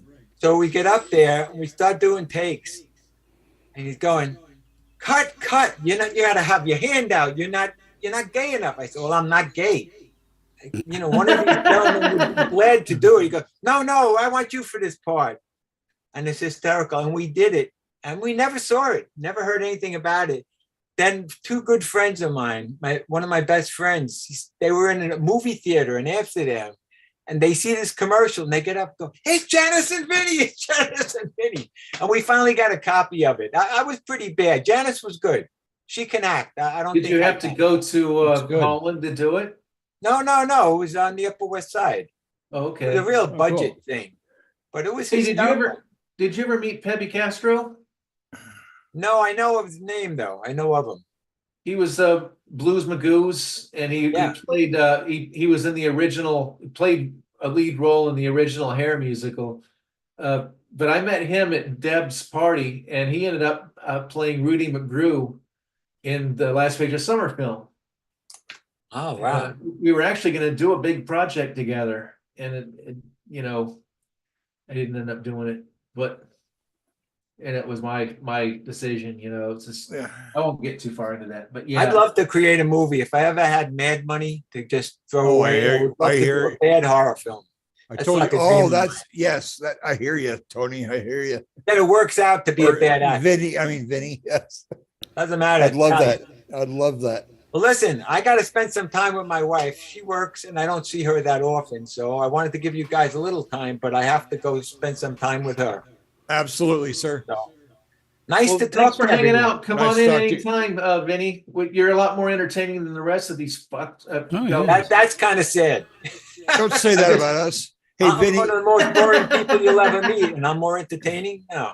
Yep, Vinny. I'll maybe hit you up later about those exercises. Okay. Yes, we'll do a Zoom session, and I'll show you a few, and you write them down. Can you write music? Yes. Uh-huh. Yeah. All right. Yeah, I can show you That's to what he write. does. Hey, look up, Vinny. There's your homework for putt. Is look up the song "Fuck Snow." Oh, that's no. Don't. No. What? That's no. hilarious. I share it every Christmas. It's funny, but it's horrible. It's the first thing I ever All recorded. right. Molly Okay, said then hugs and FUCK kisses, Vinny, and love to Janice. Oh, thanks. And you guys, it's great to see you. Take care, brother. Feel Take better. care. Bye-bye. Bye-bye. Bye.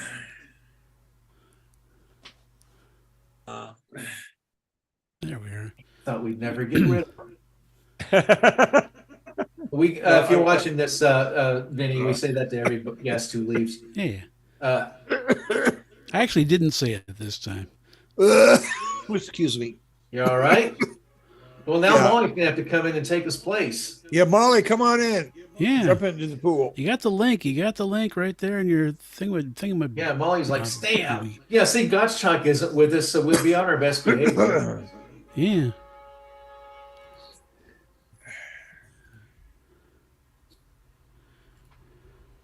Wow, I forgot about that Molly thing. What show was that at the end? Was it Dennis's?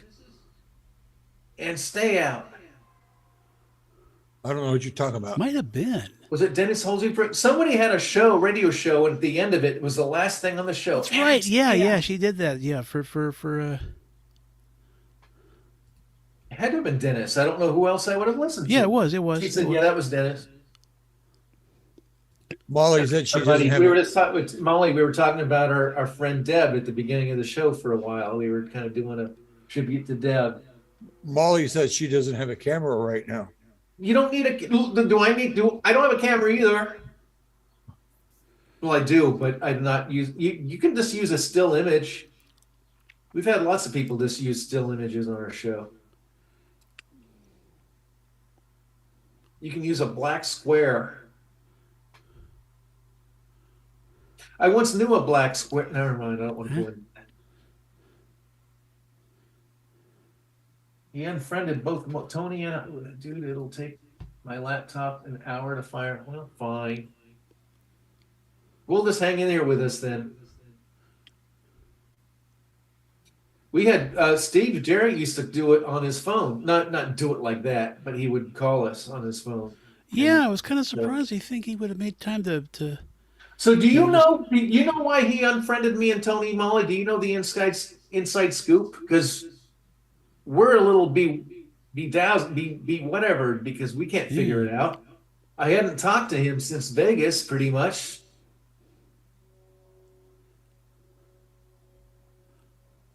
Alex, he unfriended Tony and I at the same time.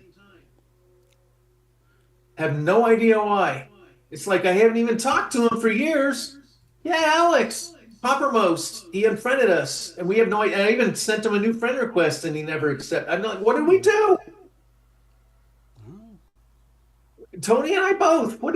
You know, I don't understand it.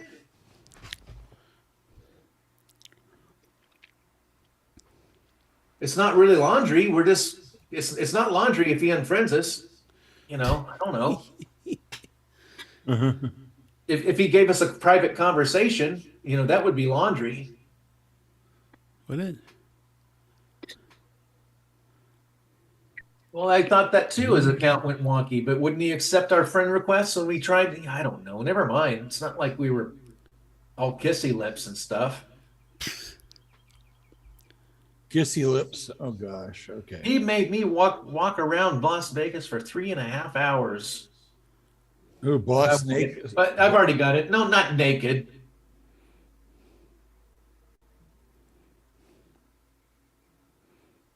It's all right.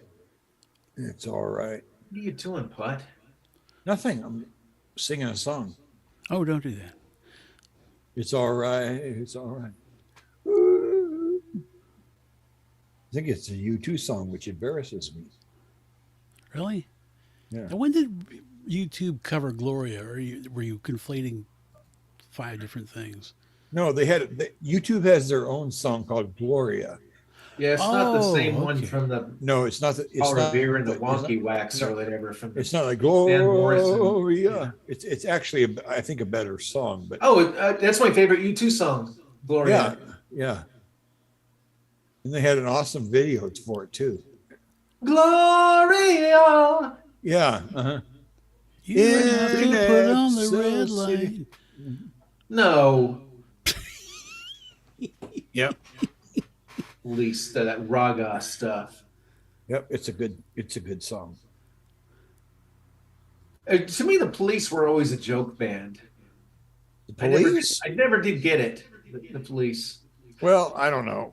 I thought they were good, but Oh, I I don't wish know. I'd have asked Vinnie to repeat his anecdote about beating up that waiter at the restaurant for playing the Billy Joel song on the speaker.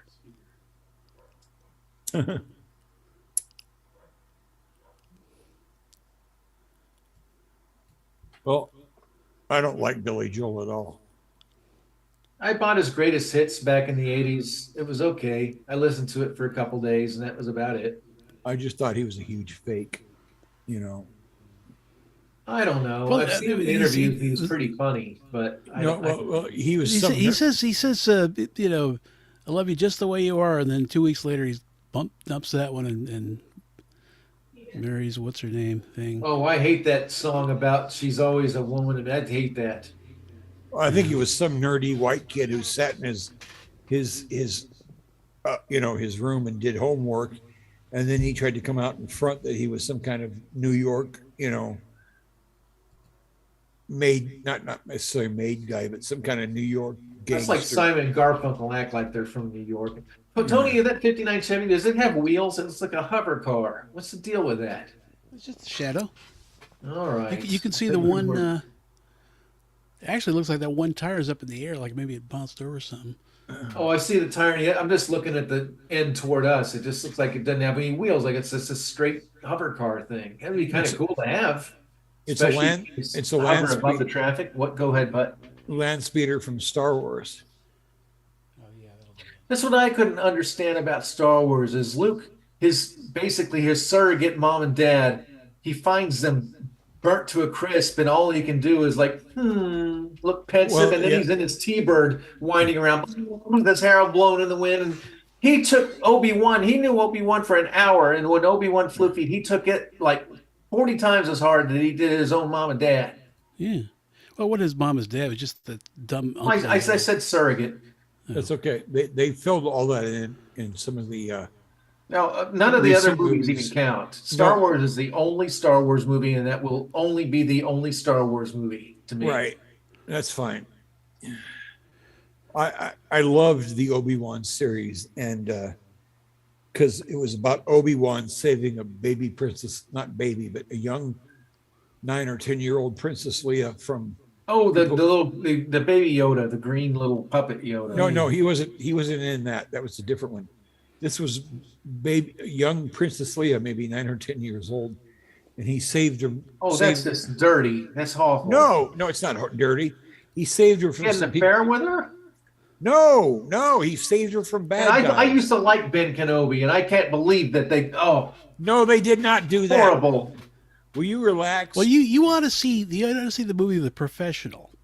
It's Yeah. with Oh, my Jean God. Reno No, that's a and pedo movie. with Natalie Portman when she was like 9, Yes, and that's got like sexual overtones all over it. It's really disturbing. Actually. that's right. So did that one that Molly played, that Child Bride, or she might not have played it. It might have just been the Vortex. Yeah. Well, in the Leon the Professional, there's one scene where Natalie Portman goes up to the desk of the hotel, and she goes, "I need to know where whatever Leon is." And they go, "Are you his daughter?" She goes, "No, I'm his lover." And that's Natalie Portman at like 9 or 10 years old. I don't know who she is, and I don't want to know now. Now, Princess Leia. I mean, not Princess Princess, Leia. but the thingamajig. Yeah, Amidala. But, Yeah, but Baby Dolla. That was it. Do you think Baby Star Dolla. Wars would have been as good if Terry Nunn from Berlin had got the part? I don't know. She auditioned for it. No, because Carrie Fisher was a firecracker, and she. Well, the thing about Carrie Fisher that is her low voice. She had that Diana Rigg, that low, mature voice Yep. for a teen. Carrie Fisher. I mean, Terry Nunn was hot, but she was always hot. Yeah, But she didn't have that blonde bumblebee hair back then. It was just kind of dark hair. Yeah, but see the thing in Leon the Professional, Leon never did anything with her. He saw her as a daughter, and he protected her and all that kind of thing. But she was like she was kind of out of control. She was a wild child. But it's a good movie. It's a very good. It's got Gary Oldman is the bad guy in that movie, and you got to see it because he is. I don't like movies. No, you're going to start liking. Well, then movies. when it's your turn on movie night, show it to us, Putt. Okay, maybe I will on the Leon the Professional. We yes. haven't done that in like 2 months now. Our movie night. We haven't. Yeah, you'd love it. It's a really good movie. It's an extremely good movie. I don't even know whose turn. I think it's Tony's turn. He said he was going to play Yeah, I was thinking about doing Zero Hour. Zero Hour. But you've seen 0 Hour like 40 times in your background, though. Yeah. Well, without the dialogue, who cares? Yeah. And you're not Well, watching that's, the damn- whatever you want to show us is fine, but we got to actually do it. Well, it's the one that on the background. It's the one that just kept freezing up, so it was not even. Yeah. Well, I think Tony wants to show us Godzilla versus Kong. Rubber goddamn monsters. That's all. Oh, that's the best thing ever. Putt has got like a monster fetish. I mean, what Godzilla fetish? It's I okay. always Putt's got a have. second. Putt's got a second dorsal fin. I do. Yes. It's how I get my radiation. So if I ever going to blow radiation at you guys using my atomic breath, watch my dorsal fin because it'll light up 1.6 seconds before I breathe fire.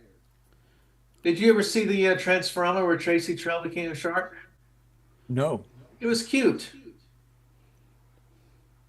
You've never seen any of them. He doesn't I've watch seen- anything I do. I do watch a lot of the stuff you do. I do. I'll have to go catch up. Yeah, watch the one me and Molly did. It was really funny. Molly, I don't know if I think I did tell you. The guy that played the chef is a big Apology None fan. He asked me to do instrumental versions so he can do them karaoke. And I'm not used to people actually strangers liking Apology None. So then he asked to be in one of our films, and I'm like, well, how about I put you in a Transformer video first, and we'll just see how it goes. And he's the chef, and I just thought his delivery was hilarious. It makes me laugh every time I see it. Anyway, I just thought, and he sang "Double Double," that song with made up funny lyrics. It was really kind of funny. That's good. Maybe, It is. It turned out funny. People dig it. And Molly's told me fun stuff, Cupcake. and Putt would have to actually watch it to get the joke. But Ah.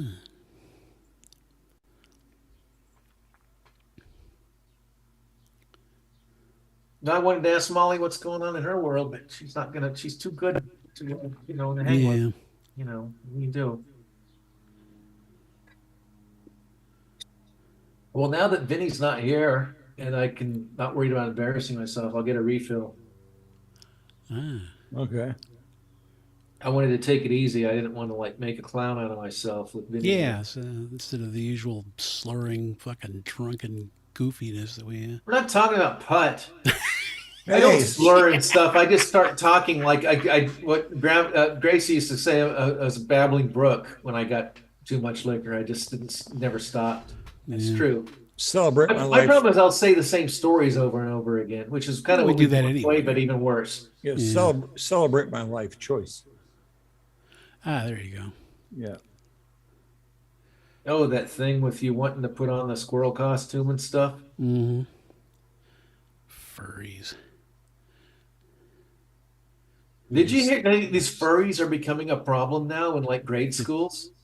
And Yeah, they're not well, like real they're trying to furries. They're scratch just other kids because they think they can actually act like cats and dogs. yeah, and they're not real furries. They don't actually put on Wile E. Coyote suits. They just might put on a tail and then act like total cretins, scratching Yeah. people like and biting people, and it's just it's Well, they want insane. to put And they want to put what's litter insane is the school, boxes the for teachers let them do it. Do what? they want to put litter boxes for 'em. Yeah, If weird. We are such in had a clown world, but tail. like I keep trying to tell myself, is the universe bends toward, balance. So we'll see. Hopefully, in our lifetime. But Hmm. it's that one Chinese guy told us. He says, "I hope you live in interesting times." And I'm like, "Gosh, damn it, you! Yeah. What are you doing, Putt? Nothing. What are you doing? I'll be right back. Okay, I'm just making Okay. sure you're still with us. Yep. Okay. So in the meantime, Well, you got a coat on. How cold is it where you are, Putt? well, no, he My, just got back from his community service. So he had that high Oh, his visibility. orange jumpsuit. Yeah. yeah, it's cold in this room. That's all. And I don't want to run the heater. It's too expensive, but it's No. Yeah, this you know what? particular. It's been a kind of a cold day. I mean, here, it was a beautiful weekend, but then it rained a lot, and now it only got up into like maybe the low 60s today or mid 60s. So Uh-huh. where you are, it's usually about 10 degrees cooler. So yeah, I Yeah. guess it could be cold there. Yeah, we had a lot of rain and all that kind of stuff. So, They get about the same stuffs. and I'm very, for whatever reason, I'm cold. I love the cold. Oh, For gross! You can have I it. yeah, I loved it for a long time, but then after Disgusting. the incident, I just got I'm cold all the time. So Yeah, I me too. My incident was moving to effing Colorado. That made me cold. Never mind. I'll be right back. All right.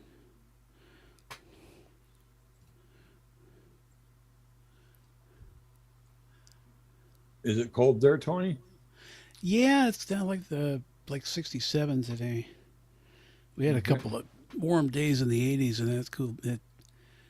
We used to have this thing called June gloom in Southern California. We'd get this what they call a marine layer, which is just a low cloud cover during in the morning, and then it would burn off in the afternoon. And it would happen in June, spring, getting into before summer. Now we get it in April, and it lasts half the year. Oh, hey, Wendy, how you Hey, doing? good to see you. Yeah. Yeah, if you want to catch the show with Vinnie Zummo, actually, you're gonna have to watch it on YouTube because the audio was effed up on the Facebook one for the first like hour until Molly said something. Well, that's not good. Yeah, I have to tell Timmy to leave the YouTube one up instead of marking it as like anathema and don't go near it. Uh-huh. See, because the YouTube videos only get like one or two views, and so Timmy's solution to the problem is to make sure it never gets any more. Yeah, I don't understand it either. I don't know. Freaking I don't know.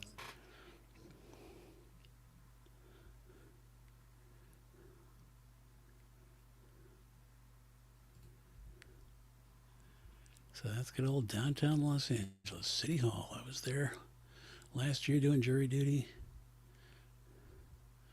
Took the bus over that. I don't think I took the bus over that bridge. No, it was the next bridge. So,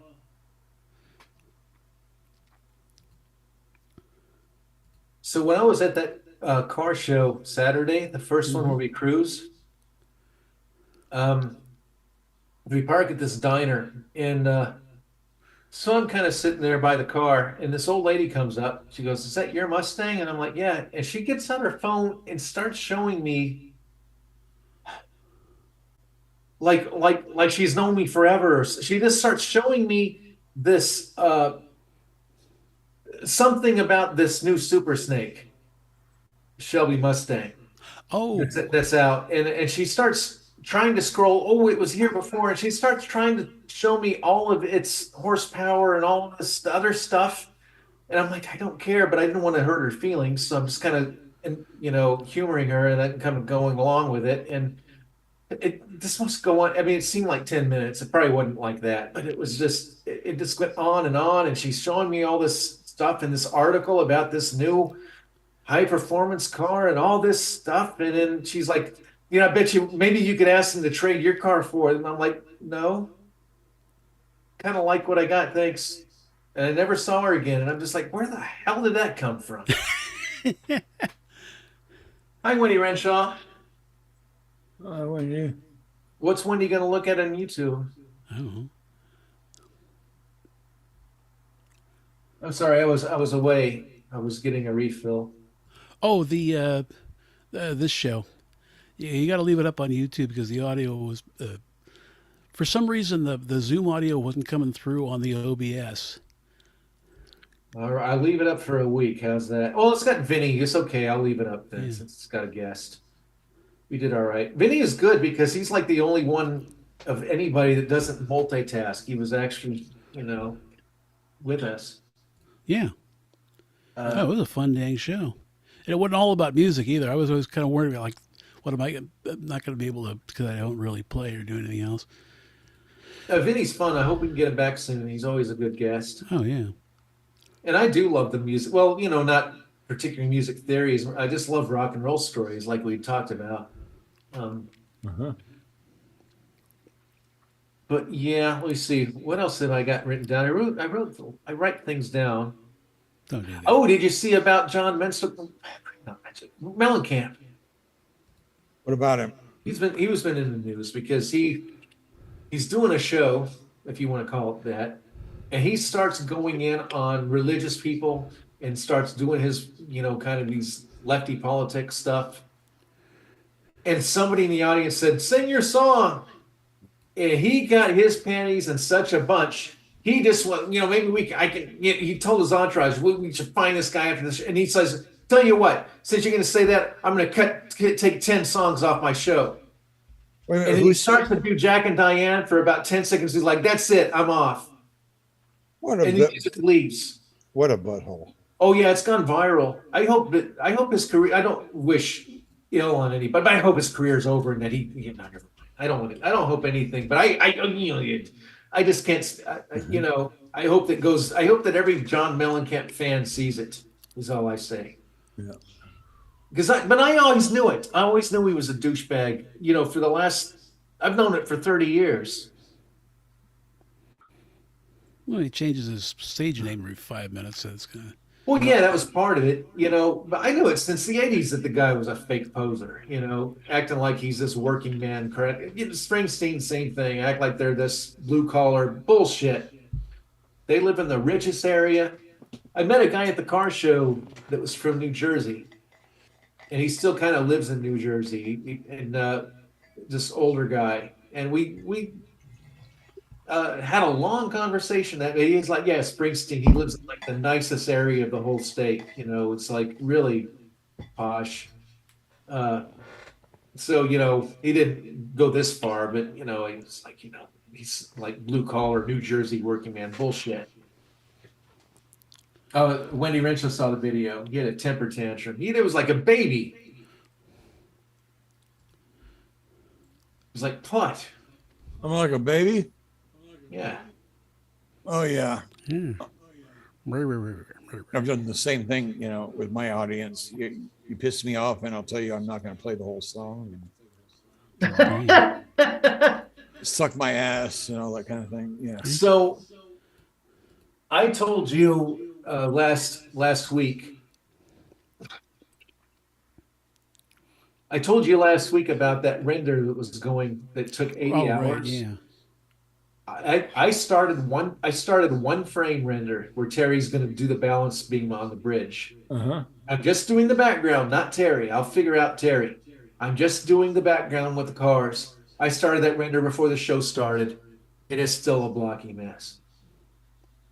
Now, still? This might take all night to do one frame that's so bad. Okay, you need to figure out a different way to do things. Well, I did. Yes. I do, but this is one frame. Yeah, I know, but this is. I did. I figured out a different way to do things because when I did the pan out from the new bridge when it showed rush hour, which I showed you that picture, I ended up doing something. I ended up making the pan out work very quickly without having to spend a month on it. But I'm just doing one frame, and that's just to show you how complicated this render is. Yeah. Anyway, I'm glad that I'm not John Mellencamp. Yeah. Smashing those dumb watermelons. That's the only talent he's got, smashing the damn watermelon. Yep. As she said, I also saw a video of Madonna at one of her shows, and she started to lecture someone about not standing during her show. Then she realized he was in a wheelchair. It kind of sounds like something that the resident in chief would do. Well, that's what he did that. Whatever. Everybody stand up for Kanye West or somebody like that did the same thing.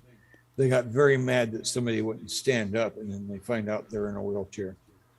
So fuck Madonna, fuck whoever that was. I'm talking. Man, if I was in that wheelchair, I'd have taken that wheelchair and just hit her over the head with it. Yeah. It's hard to do that when you're sitting in it. I guess. No, she ain't got no. Who the hell wants to watch Madonna anyway? She's a kind of I don't want to be like the Inquirer, but I liked one of her songs, and it's kind of sad that she's such a crazy person because I actually liked one of her songs. But you know what? I don't like a lot of songs. Molly knows that. Tony knows that. Yeah. But if you take any band, there's probably at least one or two songs that I do like. Even the Beatles. Well, that's why I play in hospitals. If the bitches don't get up out of their beds, I get pissed. I don't care if they got cancer or they're in ICU or. And Tony, bob your head down a little bit. That's the bridge that I'm talking about. That's part of the new film. And you can see the apology. That's fine, Tony. That's the apology none van. Yeah. In the middle, it's black. It's covered with mud, and it has a teardrop trailer behind it. You got it. Yep. And Terry gets out because he's gotten the same frequency as Rob's discombobulator, and he starts doing a balancing act on the guardrail and just waddles away from them when they're about to do their mission. And I was almost afraid that bridge was too big and scary, that it would make people either sick or make them kind of scared. That because it almost makes me scared thinking that Terry's doing a balancing act on that guardrail on that giant bridge. It's giant, and it freaks me out looking at it. But I think that's might make it cool. Well, it's also a cartoon, so they know there's no real harm. Well, I want people to get into it so much that they forget it's a cartoon if it's good enough. That's hard to do. No, it's not. No, it's like if you go like when I used to go play children's cancer wards and ICUs and Never did that. Yes, I did, and people got amputated. Amputated moment or precious memory. Precious memory.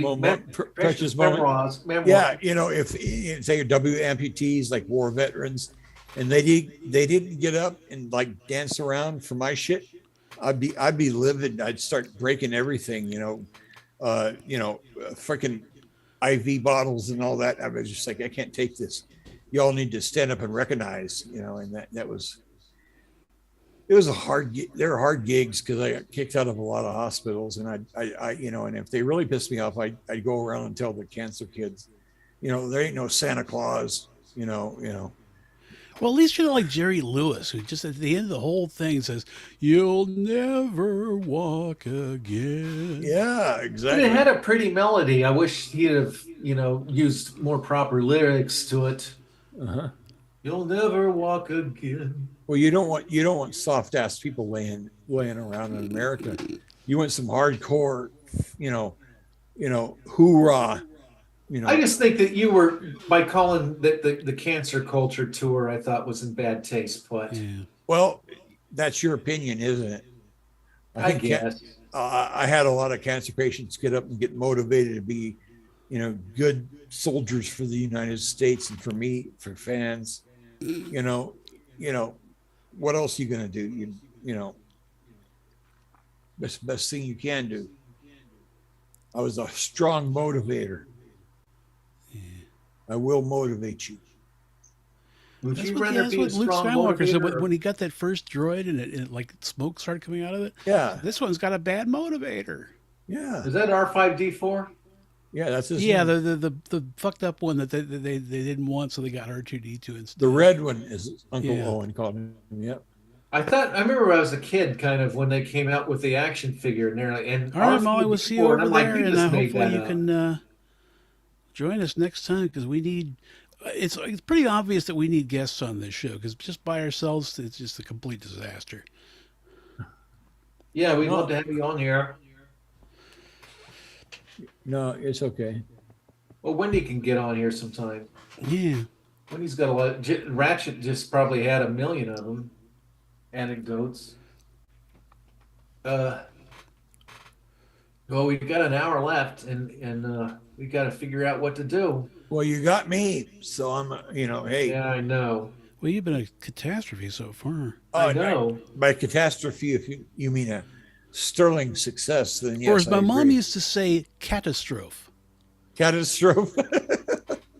I had a friend once time, he was playing a video game, and he says, I have to go on a Candlestein operation on this video game. I said, what the hell did you say? He said, Candlestein. I said, no, that's clandestine. No, that's when you take like pieces of like burnt Yeah. out candles and put them together. Then you got Candlestein. That'd be cool, Candlestein. But yeah, I said, no, that's clandestine, my friend. So I've got a rock and roll story Yeah, what's that? about myself. I don't know if you knew this. So Sky Blue was the last album I released, 2018. Uh-huh. God, And it's an album that I like, but there's something about it that it just, to me, it wasn't all there yet. It needed more time. And I got to thinking last week, I was pondering about, because I hadn't thought about it really in a long time. And I was like, you know what? I had a week left to troubleshoot everything. And some DJ said, oh, my show's this, can you please give it to me and release it before this and that and the other? I'm like, well, it's really not ready yet. But I did anyway, and I cut it short just for this guy. Uh-huh. And he didn't even play it. And I don't Oh. even know what his name is or anything, obviously. But That's the greatest rock and roll story I've ever heard. I think it is, and every time I think of that, in fact, the music, the site that I put my songs on, that puts it on Spotify and everywhere else, that's it. That's Sky Blue. there it is on Apple Music. Apple Music. Well, see, the Amadia is the site that puts them on all those places.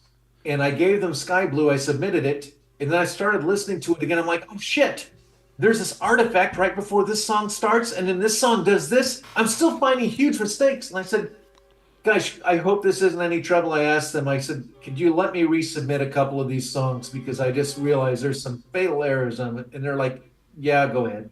So they let me do it. Thank Yeah. goodness. You- But you still, need- I just think that I Timmy, don't you, know. you need a producer. I am a producer. No, you need another one. Yeah, but I can't. Are you offering to be a producer or to find me one No, for free? no, you need, well, well, just let me say this, you need the extra set of eyes before things are released. That's fine. I appreciate that, but you know what? What? Producers make a couple $1,000s an hour, I know. a good one, and I don't have a couple $1,000s an hour to pay a Okay, producer. I'll only charge you $500 an hour. Well, I asked you if you were going to be the producer, and you said no. I did say no, but now I changed my mind. Well, I don't think that you're trustworthy now that you said no and I changed your don't mind think within 1 minute. Well, I'm not trustworthy. How do you guys know that? What the hell's wrong with you? I know, Mark Putt, our manager. That's exactly right. I think that's the one good thing about Apology None. Well, is see, the we're- manager only gets like 10%, and of course, Paul Junon's case has 10% of nothing, so it works out. Yeah, it does. You know what? When I hear a song, and this is me, because I'm a 60s soul, when I hear a song that sounds too crisp and too good, I turn it off or go to the next. Then why don't you like Velvet? Because I know it's brand new and I don't want to hear something brand new. I like hearing shitty mixes. I like that. I like Okay, that. stop right now. What do you mean stop right there? Why don't you love Velvet Underground then? Because that's all what it is. I didn't say I. What do you mean? What do you? You I think my problem with Velvet Underground is when I was on Pandora years ago. I haven't been on there for years. It's like a Velvet Underground song would come out and it was just noise. It was people just making horrible noises with cellos. It wasn't music. It was just people making weird noises. And it's like, No. this isn't music. It's not art. I don't know what you people are doing trying to. And then I did hear a song that I almost played on Fun Hours called Who Loves the Sun from Velvet Underground. And I like that song. It's like the Turtles. right So now. I do like some of their stuff, I'm sure. I just Well, what's funny is that there's like, Nico sings a song about, oh, let's have fun in the sun. I said, Nico, if you went out in the sun, you'd fucking explode. Well, yeah, she is. She was a tall, blonde Swedish model. You need to get. And she's saying like 3 octaves below her natural range. Yeah, and it sounded really weird. spiders are the color of the Velvet Yes. Society. No, You're no. weak. What you need to do is get the go on YouTube and find the Banana album, Velvet Underground and Nico, and you'll love it. Get used to her voice because it is low, but she's also in key, even though she is Okay, low. I'll check it out, Bud. Okay, but you Okay, gotta check yeah. out stuff that I recommend because you never do. You always Yes, say I do. fuck I you do all whenever the I- time, boy. Wendy said Ratchet's mom and I are going on Thursday to see Mississippi for the CB Desert Storm reunion. That's nice. She gave them like a commemorative bell or something last Yeah. time. Now you're afraid. Now I see what you are. You think you're the biggest and the meanest and the baddest, but you're also the most afraid. Shut up! You don't know anything about me. Yes, I do, boy, because I'm you. Say what? I was You quoting. what? I was quoting Guardians of the Galaxy.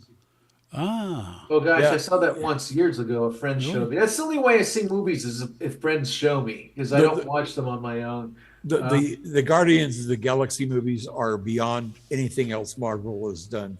They are so good and so funny and so heartwarming and so wholesome. And I'm not even kidding. I mean, they are just. Oh yeah, I like the first one. I think, Yeah. but I think that I kind of wish we'd have had Ratchet on our show. Boy, he was a handful. I think he might have got us kicked off of Facebook though. But that's kind of what he did. Is I think his thing was he wanted people to be in shock by what he did.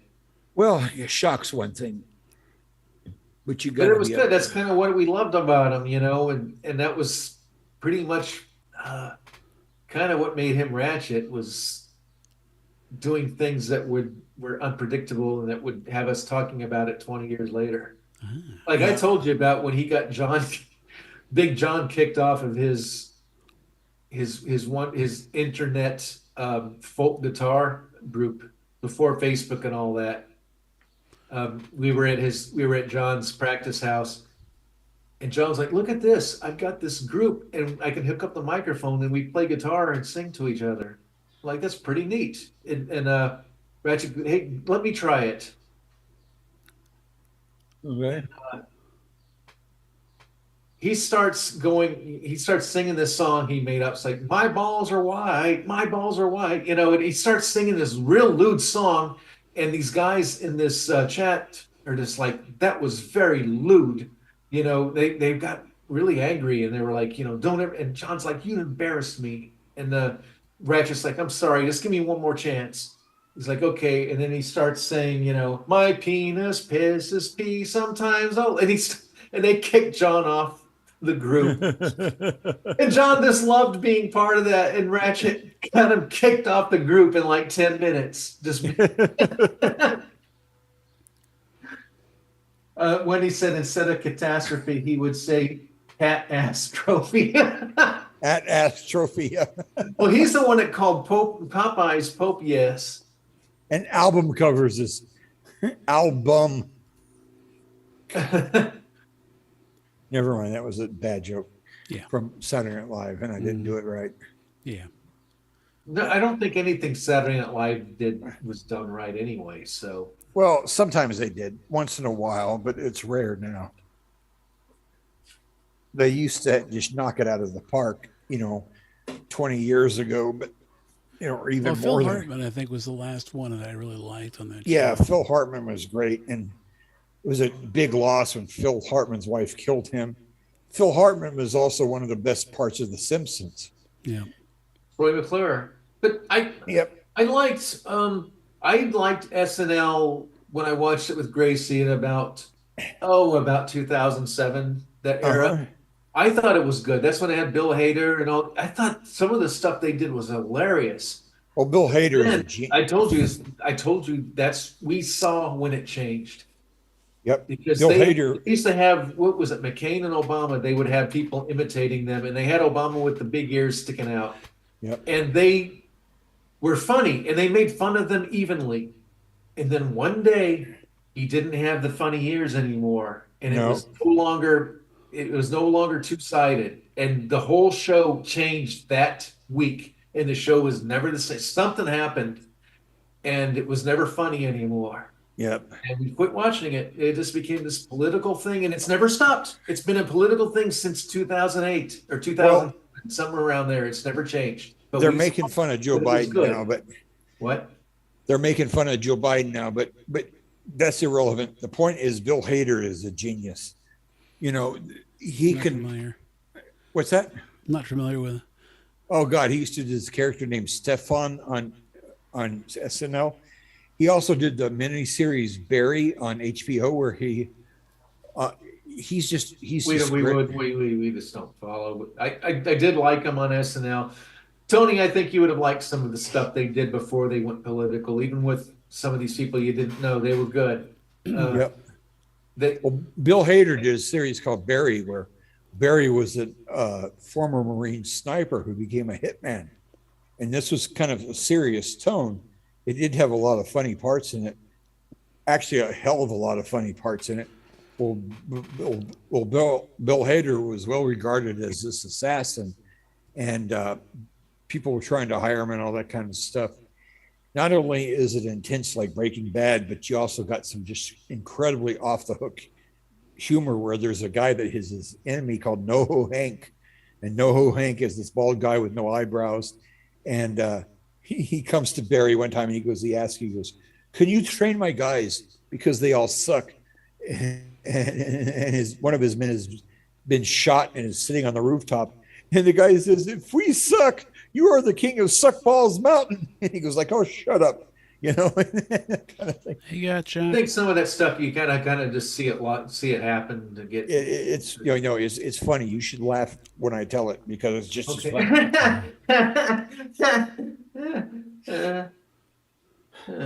Because No. I think it may have been Allie who kind of said it, because I remember watching SNL back in the '70s, and back then it was like the thing for the forbidden fruit kind of thing. You weren't supposed to watch it if you were a kid, so it was like, oh boy, you're watching Saturday Night Live, and it was they were all drugged out and everything else. Right. Well, that's the way it was when I was a kid. But you had to sneak to watch Saturday Night Live because you were supposed to be in bed. Yeah. And and but Yeah, you well, wouldn't. Allie also said you had to be stoned to get it. No, you don't have Well, to I be never stoned. went. I was never stoned, so that. Well, I that's mean, what Allie said. She said you had to be Yeah. stoned, and that's what I agreed with her. I said that's probably why I didn't understand it, is because I wasn't on drugs like they were. No, Because I never did get the land shark thing. I never thought it was funny. It seemed like something. I think we well, it did was something in absurd. the third. I do kind of like absurd humor like that. Yeah. It can be okay. This. I guess comedy is subjective, and some things just don't click, and that just never clicked with me. right. Well, you had other things, not just land sharking. You didn't have to be stoned. You Oh, had I'm sure. I saw something Jane Curtin did, and I thought it was funny. Yeah, I'm sure they did funny stuff. let me finish. There was like samurai dry cleaner and samurai this and that with John Belushi, and then you had Dan Aykroyd doing the repairman, where he'd come in and his pants would be down below his butt crack, and and then fixing the fridge and all that kind of stuff. And Bill Murray would sing a song about it, like "Old North was the fridge that you had," and all that kind of just really weird but very funny stuff.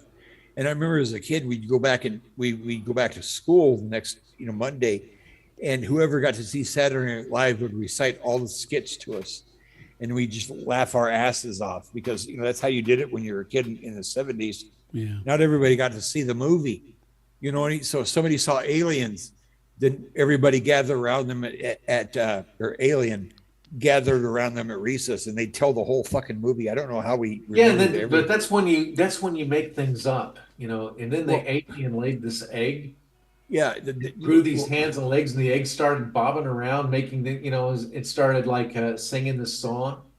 No, it was. Hey, Gottschalk, come on in then.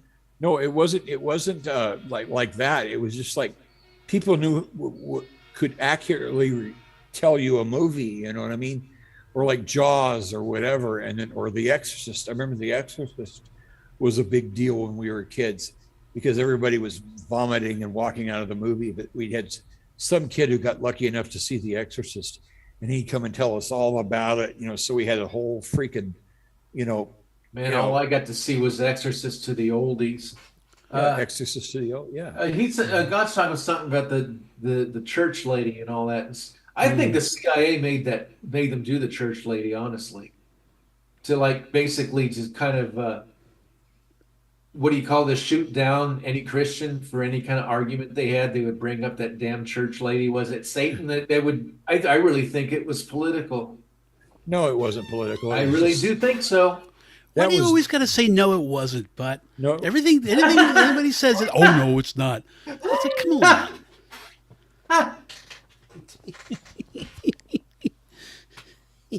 What's that? Huh? No, I know. I don't think it was political. I do. Because there's times because there's times right now where I think that a heck of a lot of things that are going on, I think is really Satan. But I'm afraid to bring it up because somebody's going to imitate Dana Carvey and like try to put it back in my face by mocking me. But and that's about the most damn sacrilegious thing they could do. I just really do think that, never mind. I don't want to go into that stuff and get too deep. But anyway, yeah, I had fun at the car shows. I think. Oh, Tony, some guy had a '67 Mustang with a straight six in it. Oh, so I didn't know those things were stock. I didn't know you could buy a straight six in a car. Oh, sure. My niece. Wait a minute. No, I'm sorry. It was a Camaro. It was a '69 Camaro. Yeah, I've seen those too. He had a straight six, and what else did you say? And a Camaro. Yeah, it was a '69 Camaro. It had a straight. Because my niece, my niece had a 66, A 65 or straight 66. with a straight '69 Camaro 666. Could it be Satan driving that car? Yeah, that was it. Yeah, that's what it was. Yeah, it was worth. But no, my niece had a. It was like a 65 or 60. I think it was a 65, 5 or 6 Mustang convertible, and that was an inline six. Oh, see, there you go. And he custom did the plates on the side, the tags that say Z26 on the Camaro. Nice. It was interesting and it looked really cool.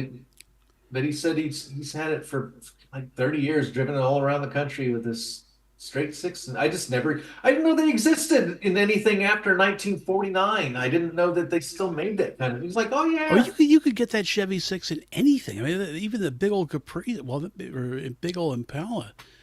Just some people are just, they just like the lowball things. That's what I had. Go for it, guys. Chuck, you won't regret it. There was that. He's wanting to buy the 1980 Formula Firebird again.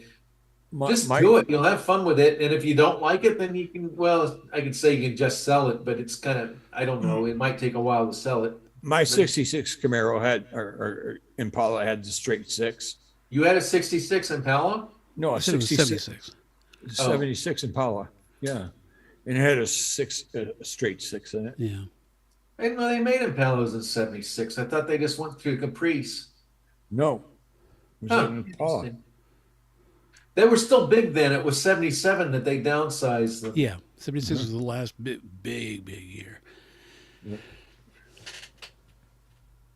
They were still the big boats that they were in 71, but they kind of squared the lights up and kind of squared things up to try to streamline it. Yeah, they were playing around with those rectangular lights. I remember they were a new thing back in 75. Did you like the Impala? But it was okay. It was, like you said. It rode nice. It rode really well.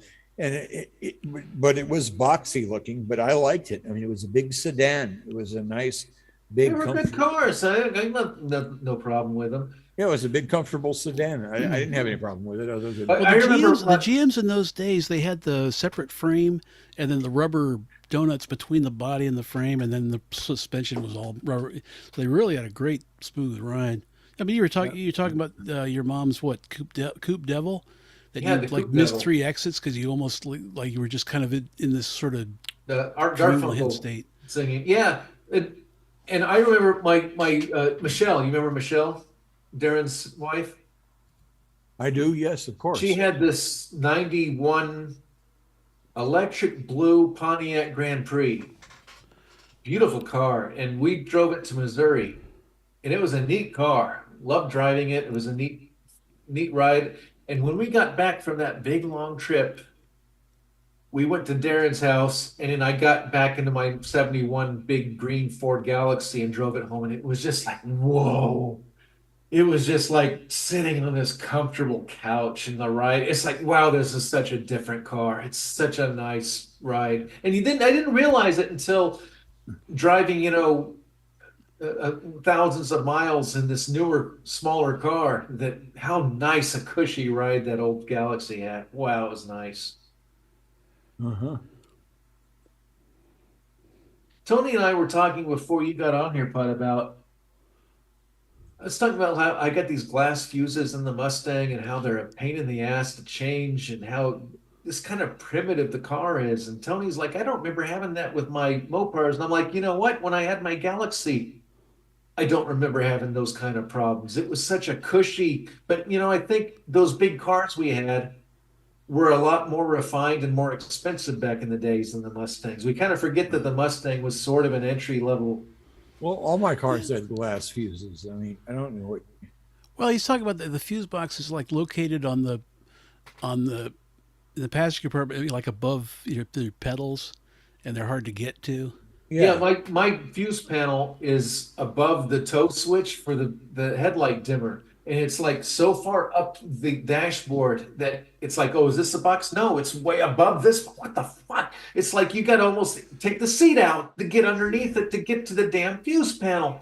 Yeah, if you got like a big hair, if you got big hair, you really got to watch it because then it'll get caught in the column shift or some shit. Molly's husband's 6, and I love this story.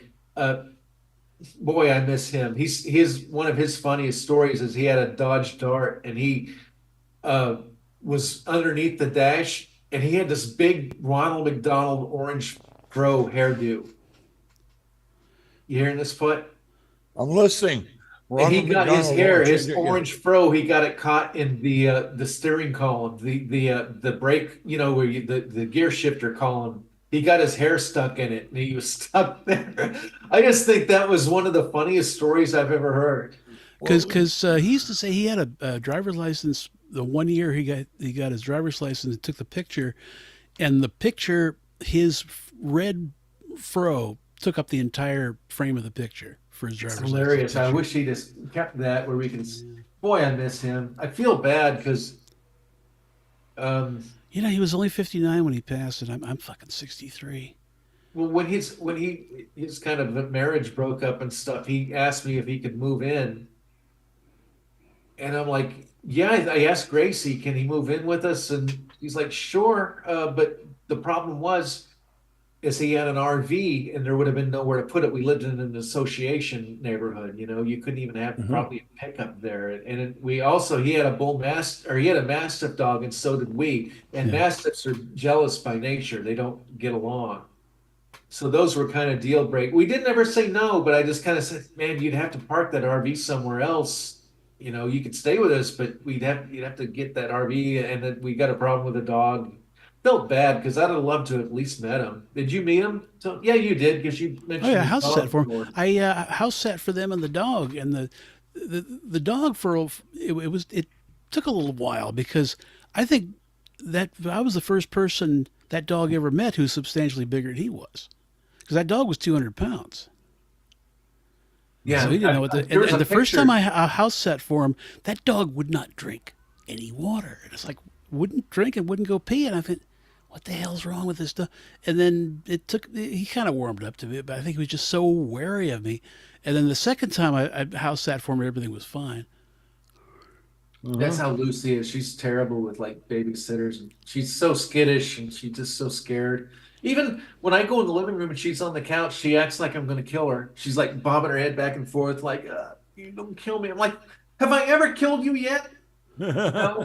It's like, geez, Except for That that you one time. at one time, that you know of. but I mean, Godshot's saying things I don't understand. Well, that's okay.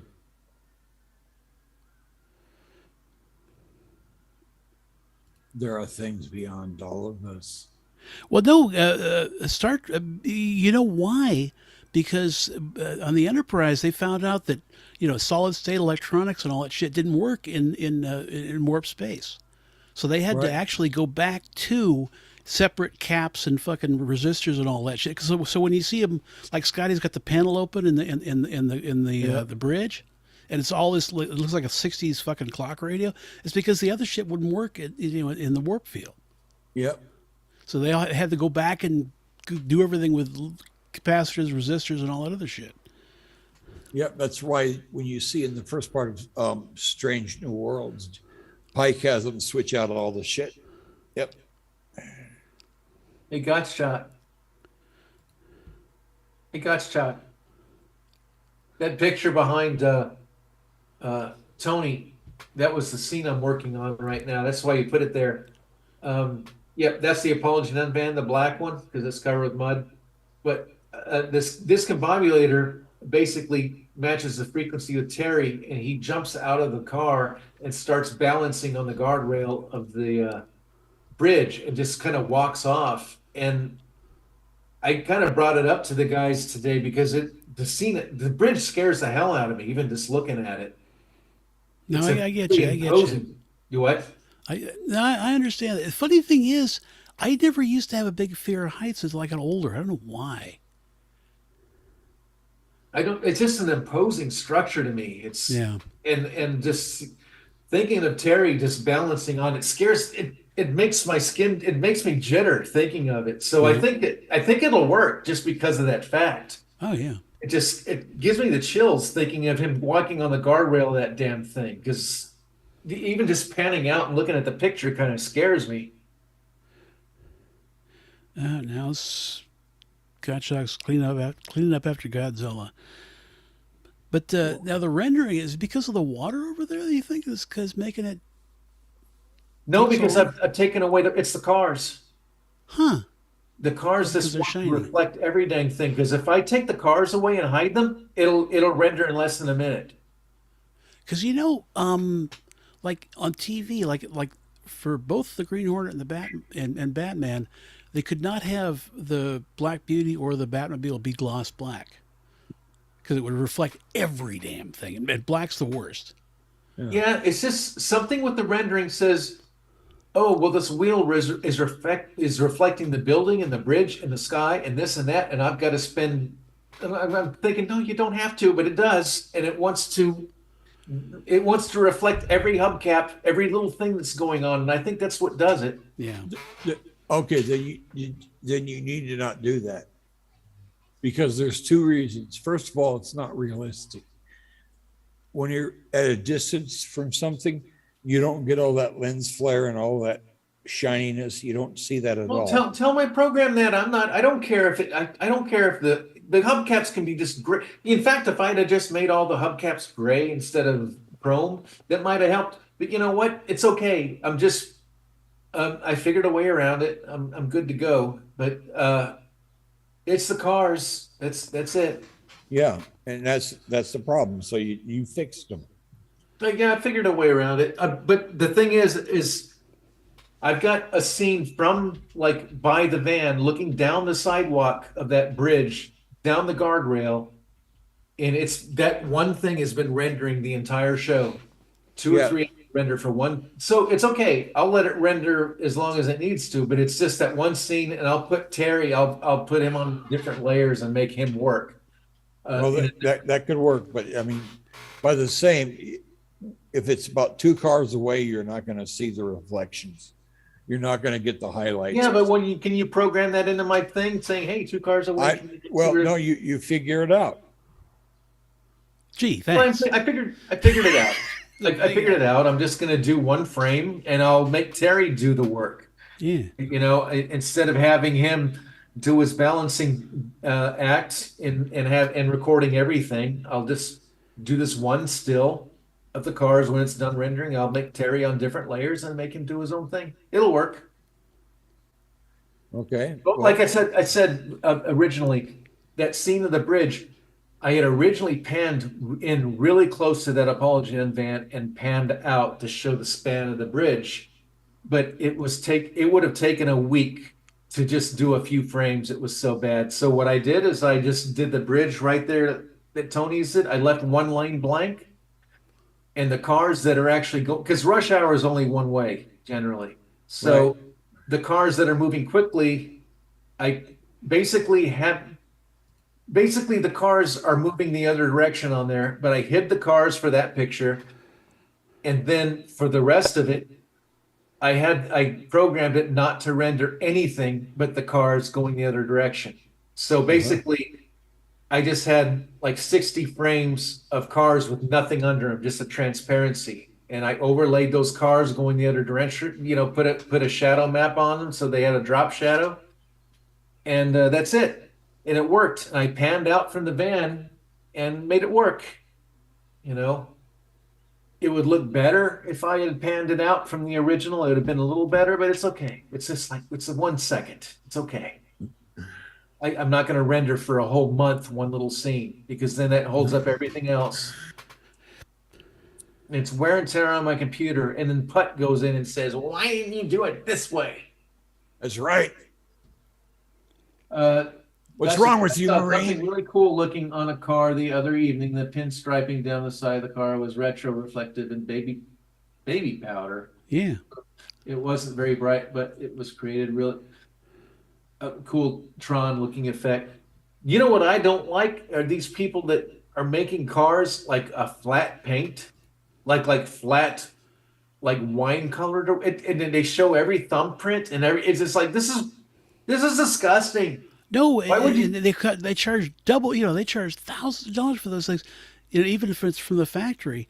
And every day on my ride to work, I see this Mercedes, and it's like a sort of a bluish silver matte finish, and the thing's got a big dent in the front fender, and it's good luck with that. You Well, you should. I mean, honestly. Why okay. do you want to spend? You want to buy a car for 80 grand and have it look like you painted it yourself in the backyard with a rattle can? Yeah, that's Because all you got to do is leave it in the sun for a couple of years, and it'll look like that anyway. yeah. Now I agree with I agree with the real life scenario. You shouldn't be painting cars any kind of flat Yeah, it's just stupid. anything unless they're military vehicles, and that's the only other. And even then, they only used to do that during wartime. Before that, because the flat paint it starts to flake off and it goes to shit. Uh-huh. So if you look at like pre World War II, even the Navy's planes were all glossy. Because I the never thought flat about finish that. wouldn't Yeah. last very long.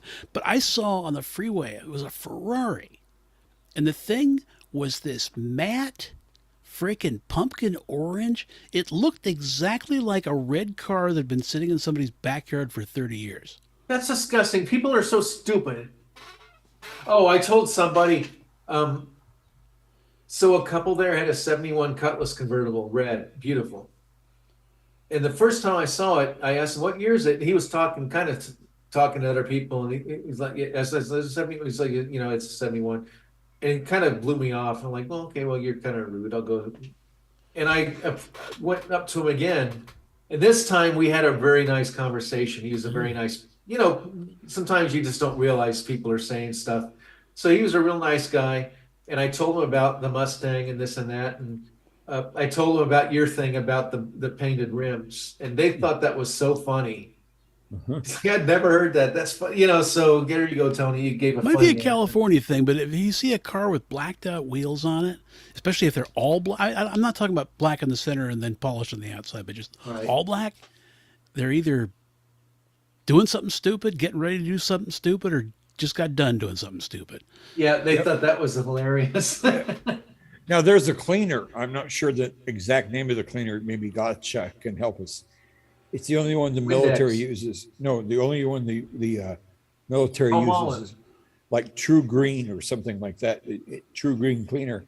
And if you wash your tires with it, it makes them more sticky, which is, you get more traction on the road. But it's totally non-toxic and all that kind of thing. But it's like, I was reading about it today earlier on some thread, and this guy was out washing his wheels with that stuff, and everybody was chiming in. It's like, yeah, because it gets it a little sticky and gives it more traction.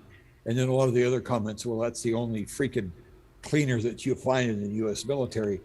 But it says it cleans like hell. It cleans great. It cleans everything. And in the rubber, it makes it slightly more sticky, so you got better traction. And I wish I could remember what that was because I'm drawing a blank. I think it was True Green or some kind of green Sounds thing. familiar. Yeah. And I use I've got like the machined aluminum rims on the Mustang. What I would never buy again are chrome rims, which I had on the Camaro and Firebird, because they would tarnish all the time, and then you'd get like the mother's stuff to clean it. I ended up cleaning the chrome right off those things. Oh, they were terrible at Hawaii because everybody put them on their car, and it was chrome over aluminum. And in that the salt air and you would get the aluminum would corrode under the chrome and it would bubble up. And then the Mine outer didn't rim was bubble, but I steel, just ended up- they would rust. And the chrome, it just looked like shit after like Ugh. a year. Well, mine didn't bubble or rust, but I remember I polished it so many times that they weren't shiny anymore. It was just like shit. They look like shit now, and that's when I thought I didn't know that chrome really did that, but it did. So I guess I would never do it again. They looked good for a while, but Yeah, the old Krager rims were like that. They were chrome over aluminum. that's what mine The were. center- I think they yeah, were Krager. the center spider was cast aluminum with chrome over it, and that just looked great when it was brand new. Yeah. I think Randy gave it to me for a Christmas present. He gave me a set of chrome rims for the Camaro. That was so nice of him. well, we've lost our metalworking arts, I think, in the last couple centuries. I mean, Lost everything.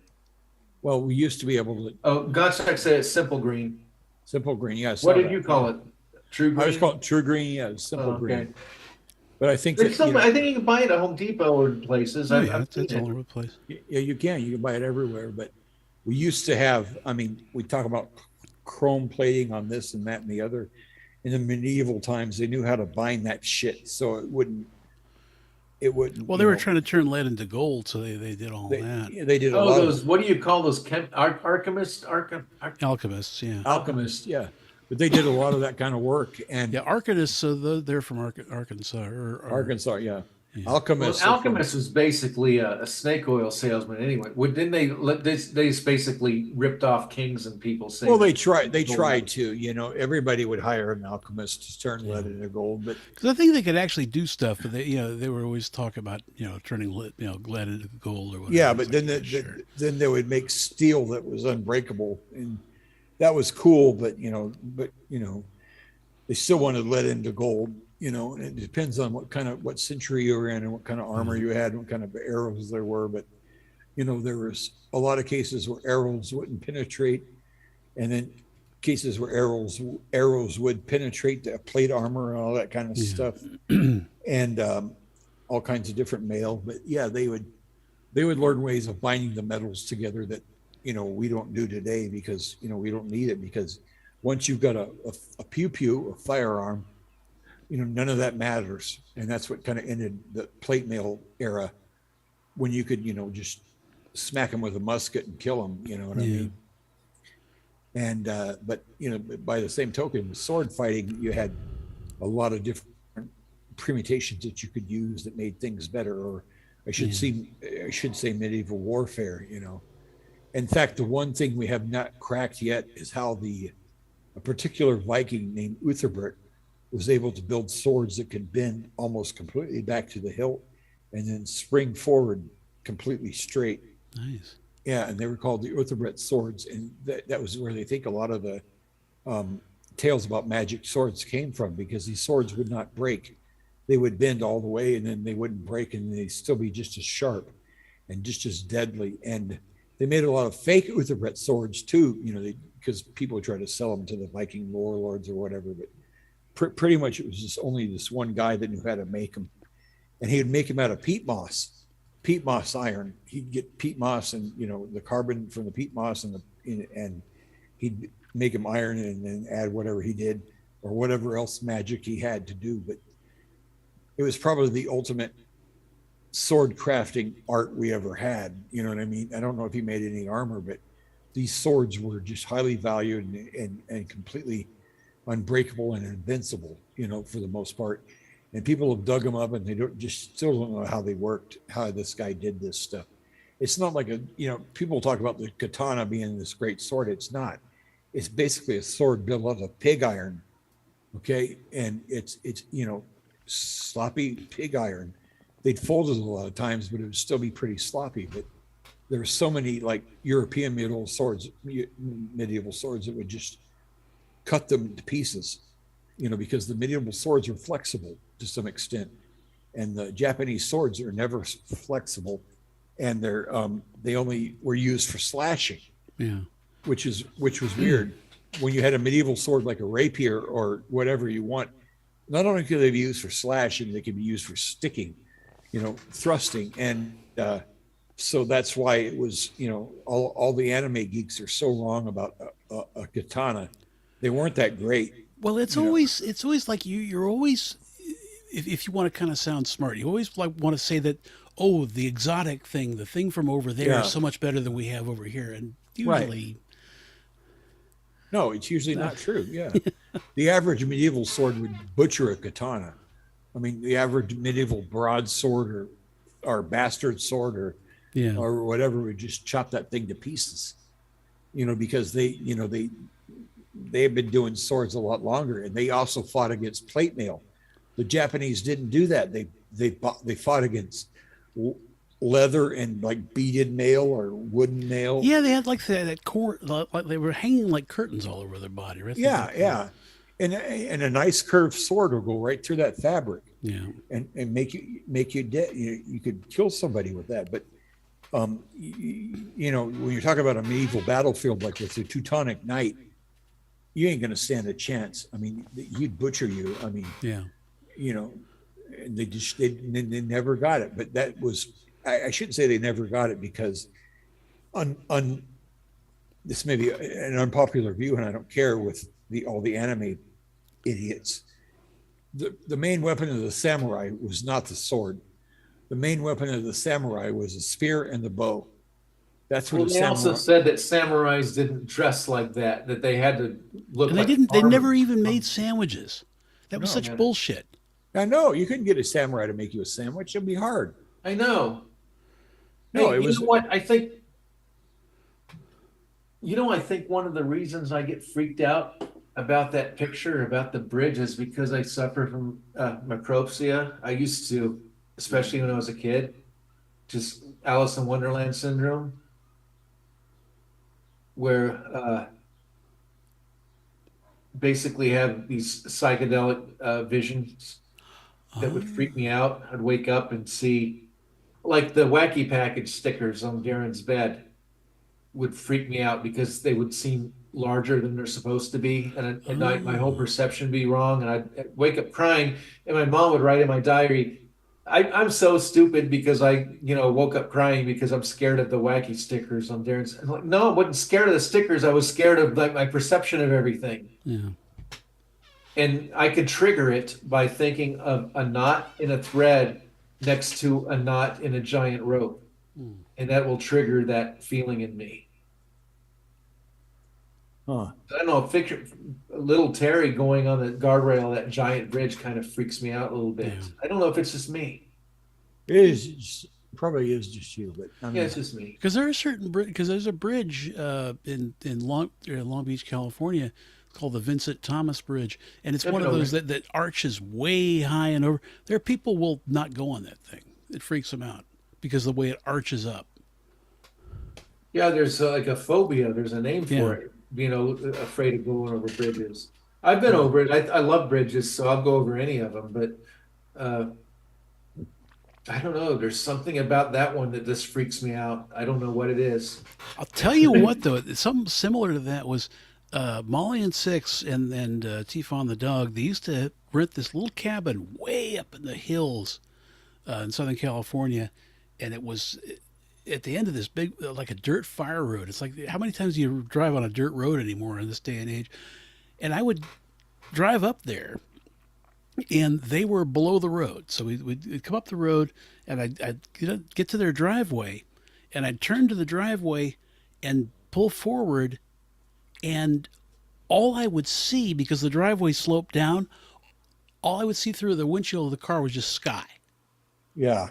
And I just had to make sure that I was lined, before I got to that point, make sure I was lined up on the driveway, and then just keep going and just take it on faith that I was lined up properly on the driveway. And then it would go, and there it was. And it's just, but for that second, it was like all you're seeing is sky. And it's like, wow, I hope I'm lined up properly.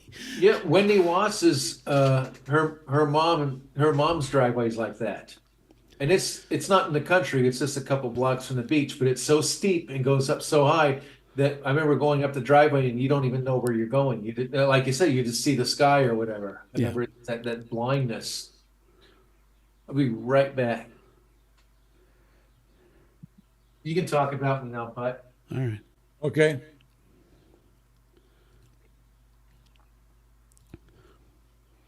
Yep. Well, bridges can be scary, but whatever, Well, especially if ships hit them.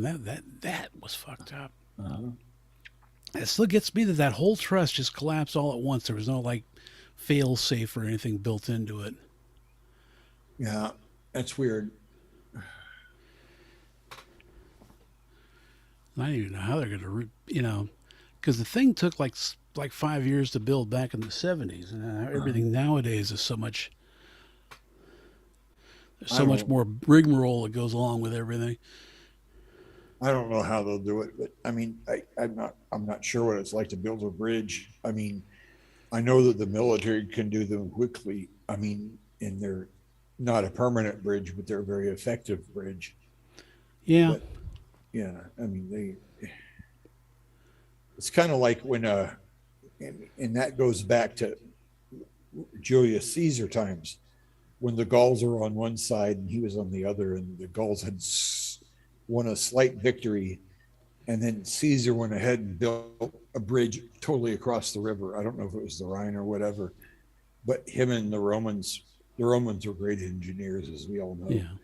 The Romans just basically just said, okay, fuck you guys. And they built a very solid bridge to cross, and they went over and killed all the Gauls. The Romans are like the Borg. You beat them once, you're not going to beat them that way again. They're going to come back and they're going to smash you with whatever they got, and they're going to figure out a solution. But they knew how to build bridges, sink caissons and all that kind of thing, and just kind of waddle across, but Right, docks. yeah, and that's kind of where the U.S. military is now. They have big, bridge building machines. They have platforms. They have all kinds of things. Did you notice that Daffy Duck never quacked or floated on the water? And Bugs Bunny never hopped? And Porky Pig never lived in a sty? What's the deal? I was just thinking about that the other day while I was out, gardening or doing whatever with the mud. Well, there's some precedents with that. I mean, there's one time where Bugs and Daffy are doing something. I can't remember what they're doing. They're fighting somebody, and Daphne falls off a cliff, and Bugs says, "I wonder if Daffy will remember he can fly." Yeah, but Yeah, that was right. I remember that scene. It was like the only reference to Daffy even being able to fly. Yeah. 'Cause I remember when he was Super Duck, but then when he was Super Duck, he flew Superman style, without Yeah. wings. Right. And then he exploded, and then he went to pick up the SD thing, and some kid had picked it up off the ground. He said, "I'll just relieve you of that if you don't mind." Pretty good, Tony. That's very good. Yeah. Well, the duck, the poor sitting ducks the neighbor has that just, I'm waiting for them to get tore up by another dog. And it's like, why do they're ducks. Can't they fly away from the dogs? They don't. I've never seen any of the ducks fly.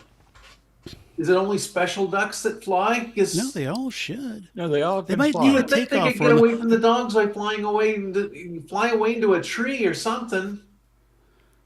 Well, with their web feet, I don't think they can perch. I don't think they can grab a tree branch or something. Yeah, but they could get away from a dog if they need to. Yeah. But they don't. It's horrible. Poor Lucy killed the little guy duck. Maybe so sad. She didn't mean to.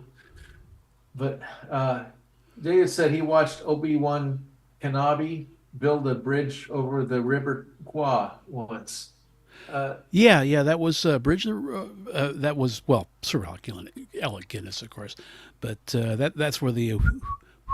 So tell me this. I mean, That was I fun. did watch that movie a long time ago, but did he look like this? And was he just being Alec Guinness like he is and everything? Because that's how he's on. I've seen like 3 movies with him, and he's like that in all of them. Oh, you got to see him in some of the comedies he did, like the Lavender. I did. I Love love and Murder shit. by Death. That's one of my favorite Well, comedies. But these he's are still- the Ealing ones back in the 50s and 60s, where he would Oh, okay. sometimes play like 3 or 4 characters in the same movie.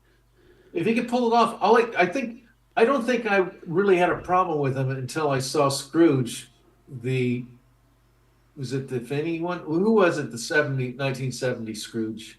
With Albert Finney, where they sang all the songs. Yeah, because he played Marley, and I played Marley to be really scary. And when he was like, "I'm Jacob Marley, I'm going to, mankind is our business." I'm like, what? Come on. You're not Oh. scary at all. You're just being Ben Kenobi, even though it was before Ben Kenobi. But you're just being Ben Kenobi as Marley, and you're not being scary.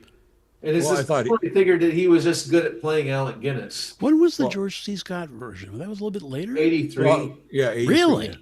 Oh, I thought Yeah, it was. might have been Yeah. 84. It was I something thought like that he was pretty good in the. No, it was 84 because Christmas Story was 83. Yeah, Oh, okay. I thought he was pretty good in the. Tom Finney, is that who I'm thinking of? Oh, Albert Finney. Yeah, Albert it was Finney, funny I- because he played the 90% of the movie in age makeup, and then he played looking like himself Yeah. in the one flashback scene. Right. I thought he was okay in that one, but the scariest thing about the Albert Finney movie was there was a couple scary scenes. One where The hell scene. the hell scene, and then where Alec Guinness took him flying with all the ghosts in the sky and how horrible they were. That was pretty terrible. Here's the thing, because the play that I was in was based off that movie, the musical. Right. And when I played Marley, I played him really scary, but I was also at the very end of it being people were sympathetic to me. because I had to carry the chain. I'm like, don't make the mistakes that I did. And I'm just like, pray for me. And I left with the bell tolling. Yeah, Where well, it was that's kind of sympathetic. Well, in the movie version, he comes back again. It's like, you're in hell now. And I was like, what? He already left and we were sympathetic for him. And now he's back. Look, you're in hell and you deserve it. And Jill, our theater owner, actually cut that part out of the play because she thought it was stupid too. So I just basically did that one scene. Now, when our tax collector took over directing of it and I was fired from the play, he brought that hell scene into it. uh-huh. And I wouldn't have minded personally doing. I just loved being Marley. It would have been, but I don't want to go into all that crap. Well, that's okay. But different interpretations of the character. And Marley is one of the most tragic characters in the whole show. I mean, you see him. No, he's the broken. tragic character. He is. You see him broken apart and trying I think to we warn all hope Scrooge. that he's redeemed at the end. We hope that God saw what he did to Scrooge and redeemed him. No, it's very Because clear. God has the power, does he not? I don't want to go into that. But yeah, No. I always hoped that he was redeemed. But in the movie version, he almost doesn't seem to be redeemed because he just seems like he's just a No, because that wasn't the point. That's not what the writer. I mean, what's his name? George Clooney, No, not George Clooney. The original writer, Dickens. Charles Dickens, did not have him intend to be redeemed. He was simply showing Scrooge what would happen to him when it's too late. So Albert Finney did, or whatever, Marley did not have a second chance. Scrooge did. This was the whole point. That was the whole Yeah, but point. that whole point was put together in Marley's big scene at the beginning when he talked about the three spirits would visit him. He monologued all of it. He said that, I forged these chains, blah, blah, blah. He talked about all of it, when he was scary. But yeah, I mean, But Alec Guinness wasn't scary at all. I forged these chains. That's not scary. I would yell at him, and when I would run from the bushes when we did the theater outside during COVID. I would hide in the bushes, and I'd be going, waving my arms, and I'd scare the audience when I'd run up there. Well, that's good, but No, he's supposed to be scary. Well, okay, yeah, okay, he's supposed to be scary. Now that depends on your perspective. Use the Force, Scrooge. Well, when he walks in and he's walking all awkward and the chains are floating around him, that is creepy. It's disturbing and creepy. Okay? When you first see that, because I mean, I haven't, I didn't see your production of it or other. I saw that. I've seen lots of productions my of it. delivery, he's like, Scrooge is like, can you sit down? I'm like, of course I can sit down. Yeah. I really played him over the top, and I wanted to scare people, and I wanted to, because it's a ghost story. He's supposed to scare people. Well, is he? The Christmas past, the lady who's like, oh, You stole my ice cream. yeah, you stole my custard. Well, there's different layers of scary, and if you remember, I don't know what version this was. Whenever the final ghost, Death, shows up, and he opens his cloak and he shows starvation and famine under his cloak with the two children. That's almost never been done in any movie. George C. Scott did it really. It scared the shit out of Josh. He wouldn't even watch it because of that scene. Yeah, that's a horrible, scary scene. But I don't think that it's weird. As far as the author goes, I think he was building to something. Okay, he was building to a nightmare, and when Marley comes in, that's a taste of it. And now I can understand Marley should be scary and Marley should be tragic. And if it was me, Mark Putt, making the movie and directing it, to me, Marley would be almost a skeleton. Okay, like bound in chains running through his rib cage, things running around his body.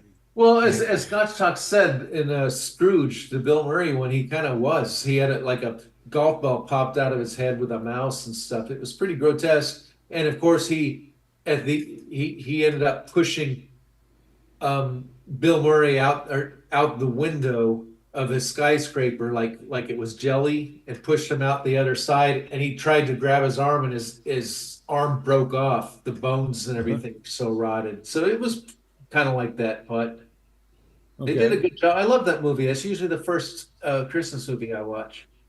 Still haven't seen that one. You haven't?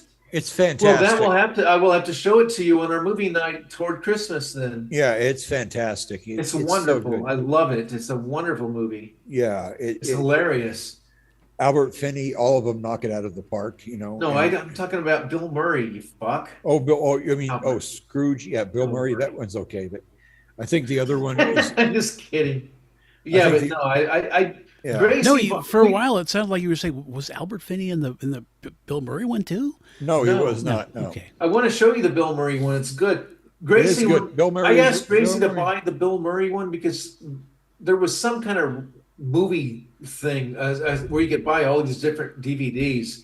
I said, "Oh, buy Scrooge," and she bought the Albert Finney Scrooge. I'm like, "What the fuck? You didn't buy the Bill Murray one?" We ended up with the musical that I hated, and we watched it. Oh no, it's a great musical. Hate it, but there No, were it's some fantastic. there were some redeeming Thank scenes. you There were very some much. cool set pieces and some cool thing with the smog. I mean, the fog coming off the Yep. the river by the bridge. There were some cool scenes, but when he dressed up like a clown at the end, it's like, what the heck? Oh, I like that. That was so good. I didn't like that part. I'm sorry, but it was a really good movie, and it really good songs. I Very just remember in memorable songs. 1980, and you guys probably remember it too because we watched Channel 2 or whatever. Uh-huh. They used to play this trailer to death of, Scrooge the musical. We're going to play this. And they had everybody like, I thank you very much. Thank you. I'm like, fuck, I have That's to a- watch this commercial that's a- one more time. That's a And great Scrooge song. going, I hate people. I hate people. I love that song too. I love that. pulled my eyes out. It was horrible. And then all of a hate sudden I was people. having to sing that stupid song. I hate people. I love that song. Well, that song was all right in the play, but it was just having to sing the thing. I hated. There's not much more that I ever hated in theater than having to sing "Thank You Very Much," because not only did I not like the song, but it's a very long song with many, many different. It's just, that's the best thing you could ever done for me. It's like a little drum. Every time it went to that thing, you had to do a different lyric. Yeah. There were like 40 different ones. And it was like, how the fuck do we remember all this shit? It's a shitty song to begin with. Gosh damn it, I hate all of you. And I wish I had said that, like right in front of everybody. Oh, I loved it. Maybe though. that's I mean, why they never invited me back. No, drinking from their indolent glasses, sitting on their indolent asses. I hate people. Oh, they didn't have that in the play. Oh, they didn't? Oh, that's one of the They best didn't parts. say asses. Oh, that's Oh, okay. well, that's what it was written as. But Now, in the Oh, I Mr. don't know about Magoo that. one, the Mr. Magoo one had some songs in it too. And all I remember about that one is raspberry dressing. That was Prince you're thinking of. Never very, mind. very. No, they're all. The funny I mean, thing is, the Mr. Magoo was actually very moving. I've heard It good is, things it about is. that one. I don't know It's if an I've ex- seen it. I've it's heard an that ex- one and the Muppets did a very good Scrooge. it's an excellent one, and I love Patrick Stewart, but I did not like his version of Scrooge. It was a one-man show, and I don't even know who he is. yes, you do, Captain Picard. Dude, come on. I mean, Don't I pretend know, you I know don't the know. shtick, but it's like, oh, George Washington. Who? Who? Okay. No, for I'm just serious. Like a couple years, not a couple. I guess it's been about 4 years. It was when I was doing Scrooge. Yeah. And Well, I'm not kidding. A guy was bragging to me that he met Patrick Stewart and this and that, and I'm just like, I don't know who the hell you're talking about. I really didn't. I didn't know who Patrick Stewart was until about a year ago, maybe 2 years. yeah, he's Captain Picard. Yeah, I know now, but who cares about that? But I think the one that could have pulled it off didn't, and he didn't because he never did a production of it. Was Ian McKellen, Patrick Stewart's best friend, also known as Gandalf from the Lord of the Rings. Yeah. Ian McKellen, and I love Patrick Stewart. I love Ian McKellen, but Ian McKellen is far superior actor than Patrick Stewart is. You know, Well, Lord of the Rings was it was like a Hobbit trilogy. The first movie was good, and then it got progressively worse. It was like both no, of them. the Lord of the Rings was excellent from Lord frame of the Rings, one. the first one was kind of fun, and then it just got stupider and stupider in each No, movie. And so did The Hobbit. The Hobbit started out, the unexpected journey was kind of fun at the beginning, and then right. it That got dumber and dumber as the movies went on. well, that was a horrible interpretation, but the Lord of the Rings was a masterpiece. Oh, geez. No, nobody could have done the books better than they did them. There is some. I have some complaints with it. What about the Jay and Silent Bob stuff in the third and all that stuff? There was no Jay and Silent Yeah, Bob that shit. was. Where? It was so dumb. When? There was no Jay and the Silent Bob stuff. Yeah, in he the did Lord of his the Rings. mangina gig and everything. It was so gross. It's like No, he right did before not. Yeah, he did. It was like right in the last Lord of the Rings one. What did he do? I don't even know what you're talking about. I don't either. Gottschalk said actually Jamie Farr played Marley and Scrooge. Yeah. with Homer. Jamie, Was he like in a dress or what? no, Jamie. it wasn't Jamie Farr. No, it wasn't. No, it wasn't Jamie Farr. You look that up because the guy that played Marley in the Bill Murray one was handsome. He was like he looks like Larry Flynn or the Playboy guy. Well, Jimmy Farr is not a bad-looking guy. In fact, No, he's got a big nose and that wasn't him. well, he's. But I'm not saying he's ugly or anything, but Jamie Farr looks very distinct. no. When he's No, looking no, you can't say when he was like on the Gong Show and they had his picture up, his painting. Yeah. It used to scare me when I was a kid because he looked so that's because you have Jimmy Farr. exaggerated. I that was not Jamie Farr and Scrooge. That was because you have Jamie Farr phobia. No, But I if don't have Jamie Farr phobia, but that wasn't. He's got a very distinctive look. Yes, he does, and No he's problem with him, but that was not him as Marley and yeah. Scrooge. Gottschalk, yes, it is because that's No, who it's looked it up. not. Yes, it is. No, it's not. Go look it up. Now, which movie is this? Talking about Bill Murray Scrooge. There's no Yeah. way that was Jamie Farr, the Corporal Klinger, playing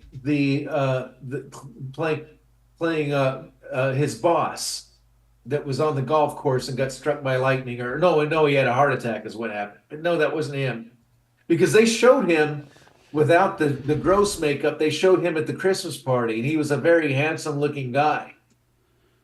Well, Jamie Farr is not bad looking. I mean, Well, I'm in not spite- saying he's ugly or anything, but no, this guy looked like a model. He looked like a Hollywood A-list. His Bill Murray's boss, who ended up becoming Marley, looked like the guy that owned the Playboy Mansion. I mean, he was a very handsome person. Jamie Farr, Jacob Marley. Yep, No. there you go. It's Yes, Scrooge? accept it. According to IMDb, 1988. Trust your heart. You know it to be true. Bullshit. Yes.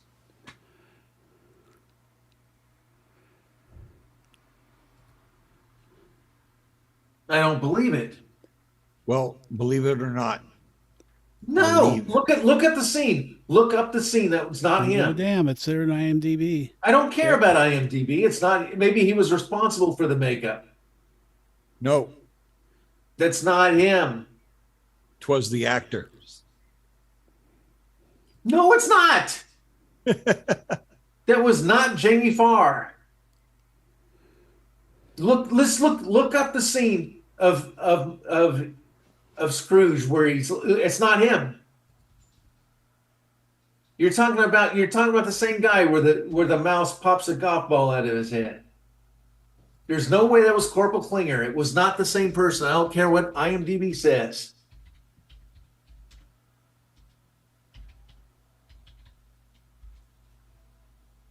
They had the Ghost of Christmas Past was the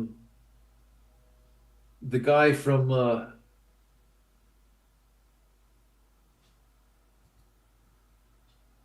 from New York Dolls.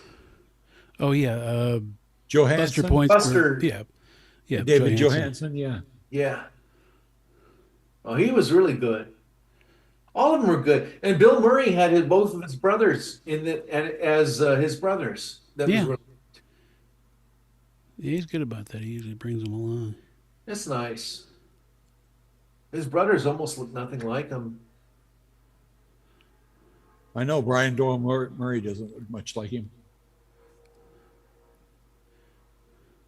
There's no way that was Klinger. No way.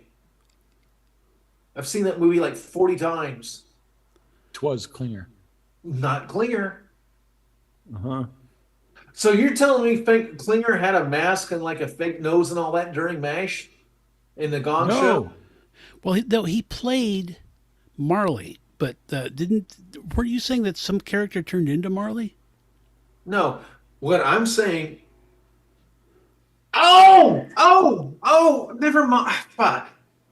Okay, so here's the thing. Because Okay, I'm looking at a little correct. thing on Okay, YouTube, okay, yes, of course he and was. he's all goofy and fucking. Yes, no. Here's what happened. You're right. Okay, what happened was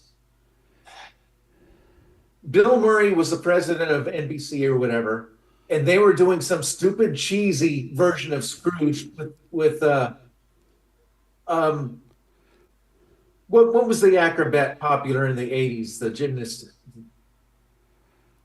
Mary Lou Retton played Tiny Tim. Ah, So yeah, Jamie Farr, he played Marley in their version of Scrooge that they were filming. But what I was thinking was actually Bill Murray's boss who came back from the dead in the actual movie that was really haunting Bill Murray's character. Does that make any sense? sure. If you remember the character. Because basically what Scrooge was, it was paralleling his real life was being paralleled with the Dickens classic, but it was happening to him in real life. Not to give away spoilers, but yeah, his boss looked nothing like Jamie Farr. Jamie Farr, yes, he played Marley in the film that they were doing.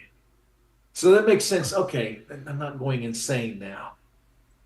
Oh, that's too bad. What do you mean too bad? You butt muncher person. Oh, well. Well, at least I know. Gosh, I thought I was going crazy. Well, you are. Yeah, I remember Jamie Farr playing that role. Now it was just, but that was a very minor kind of a. Well, he's a good actor. Yeah, I have nothing. Wendy Renshaw met him and met the whole MASH cast, and she said Hot Lips was telling her about this bad experience she had at a restaurant that day, and just went on and on and on. And then she apologized. Oh, I'm Night, sorry, I Wendy. didn't mean to waste your time. I just thought that was so funny. I kind of wish I'd have gone. Hey, Wendy, if you're still here, I gotta find out where to stay, and because I don't want to miss the chance of meeting Paul Williams. And I know just because I want to meet him, he'll cancel, but it's still, as long as he's a contender. And Bo Duke's supposed to be there. I think I would maybe like to meet Bo Duke just because he's Bo Duke, right? That's just a little bit more than the law will allow. Yeah. I know. Well, I would have liked to have met the general, but you know what? You don't know which general you're No, meeting. He might not have even been the general that was in the show because there's so They many. went through 1,000 of them, literally 1,000. Did they really break? I thought that was hundreds. I didn't know they killed 1,000. Every jump, basically, but some of those jumps were miniatures. I actually saw pictures, behind the scene pictures of them with miniatures. They did that in like the last seasons. They'd have it jumping over the moon or over the. Yeah. They really went crazy with them. But yeah, that's real sad. They would take like 68 to 70 Chargers and they would wreck them. That sucks. It does suck. And you know what? My cousin Jerry, this is when I was like 12. He's like, you know what? They just recycle the same footage every time. And they didn't. No, they didn't. No. And that's what's sad. I wish they had recycled the same footage. Yeah, it would have been a little cheesy, but we would have at least had 1,000 more Chargers on the road. Yeah. Yeah. Yep. Chuck said his name wasn't Marlene Scrooge. It was Lou. That was his boss, right, Lou? Well, that's just what I was thinking of. Oh, when you John said Forsythe. Marley. Yeah, Charlie from Charlie's Angels, and from that nighttime soap opera. Carringtons or whatever the hell. Well, can you see why I wouldn't confuse him with? Yeah. Yes, we can see Tim. Yep. Yeah, that's all I was thinking of, because that's who I was thinking of. Yeah. I was thinking of Bill Murray's personal Marley that was in the. And I'm like, there's no way that was Corporal Klinger. It was a totally different person, Well, played by John Forsythe. That's what I just said, but nobody heard me. I did hear you, but I'm Okay. I'm going into reruns. Sorry. John Forsythe's with, of course, the voice of Charlie. They never showed him in Charlie's Angels, but he was the voice. yeah. That's strange because he was a handsome person. You would think they would Sure. show him. Well, it was part Well, of the myth. he was supposed to be mysterious, and also they Yeah. probably didn't have to pay him as much if he was just doing voice. Yeah. Priscilla Presley. Oh my God. Tampa Comic I Con. feel sorry. I mean, she's like, she lost her husband and her daughter. Wow, Priscilla's there. Now I might want to meet her just because Yeah. Naked Gun and Yeah. wow, that's pretty cool. Well, I got to go there, but I want to make sure I get a hotel or a motel or something that's close enough where I can get there as a robot. Oh yeah. Yeah, me too. Or just have somebody with a hand truck just carry her around. Now that would be pretty cool. No, I'll get a hotel room. Hey Wendy, can you carry me around with a hand truck if we don't get if I don't get? I definitely want to get a place that's kind of close. No, we'll just get you if you're a droid. Oh, she said Michael Jackson's going to be there. Yeah, right. Okay. If you're a droid, we'll just get a sandcrawler to carry you around. Yeah. I'm not a droid. I'm a robot. Screw that Star Trek stuff. It's not Star Well, Trek. even it's Star Robbie Wars. in Forbidden Planet had a little scooter. Yeah, you did. We should have won the Segway. I Oh, did what? see No, something it was about- not a 56. segue. Do Are we you talking remember- about Forbidden Planet? You remember when the No. Segway was first coming out? It was like the Edsel. They were like building it up like it was going to change humanity. Yeah, that was It all And ridiculous. it did just was ended change up being mall something cops. for mall cops to use. Yeah. Yeah. And they called it the Ginger. They didn't even call it the. And the big news story was the guy that invented it ended up floofing on one by going off a cliff. Yeah. No. I saw a documentary on it, and it wasn't the guy that invented it. It was the guy that bought the company because he liked it. Yeah, I liked it so much, I bought the company, and Yeah, he's the one that floofied off the cliff. It was his own No. place. Robbie was driving a machine that kind of had a big motorcycle front, and then it kind of had a platform behind it, Yeah. and it was all black, and it was really fast, and he came zipping around from the Kind of looked like one of those golf cart kind of not on a golf course, but the ones they use in industrial plants. You know, it had kind of the rounded front and then like a flat back on it. right, and he comes up to the whatever that ship's name. I can't remember the name of that ship. Herbie. Turdmobile. Yeah, and he comes up there and he starts talking to the captain and all that, and then they all get to be friends. You know, Forbidden Long story Planet. short. Yeah, long story short, Forbidden Planet is the story of the Tempest from Shakespeare. But Yeah. anyway, Robbie gets to be buddies with the crew, and that one crewman has Robbie make 50 gallons of whiskey. Yeah, I remember that. I liked that movie. You and Darren showed it to me, and I was a little reluctant, but it was what I liked a about very it. good It was beautiful. I Yeah, love it. it's probably the best looking sci-fi movie of the 50s, I think. Ever. I think it's- ever. There's it's- never been one that's matched it. That's what. No, it's one of the best sci-fi movies ever. Yeah. Yeah, because that friend of mine that I went to Dragon Con with that said, "Oh, Nathan Fillion went nuts over your costume." Like, who's he? And he starts telling me about Firefly and the movie that was for Firefly. What was it? There was a different name for the movie in the Serenity? Is that what that's Serenity, yeah. that Because was I've never Serenity. seen any of them, so I Yeah, just so didn't hear Darren about finally it. showed me one, and I'm like, it's the fucking Universal LA backlot. That's all it is. There's nothing alien about this thing. What are you going? This is shitty. This is just California. Stop. You know what? I can guarantee you that halfway across the universe, it doesn't look like California. It wasn't supposed to be halfway across the universe. It was in Firefly or It's supposed to be Serenity. California. Burbank. They crash landed in fucking Burbank. Come on. Will you allow me to explain or not? Yeah, go for it. Okay. Make a long story short. No, they lived in a situation they lived in an environment they called the verse, VERSE. The verse was basically our solar system, okay? And there have been other planets colonized in our solar system. So some of them were, so most of it was kind of rustic stuff, but a lot of them were outposts and all that built in our solar system.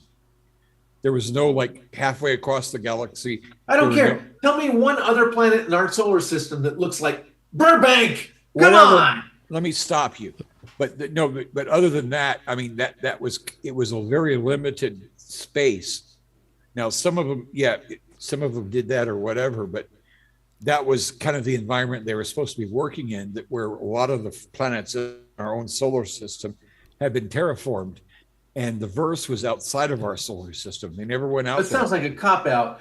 Couldn't No, it wasn't. No, That's- it was. I'm just saying that's what I liked about Forbidden Planet is they made it. They made hand painted matte paintings and they were gorgeous. I loved them. Why couldn't they have done something like that?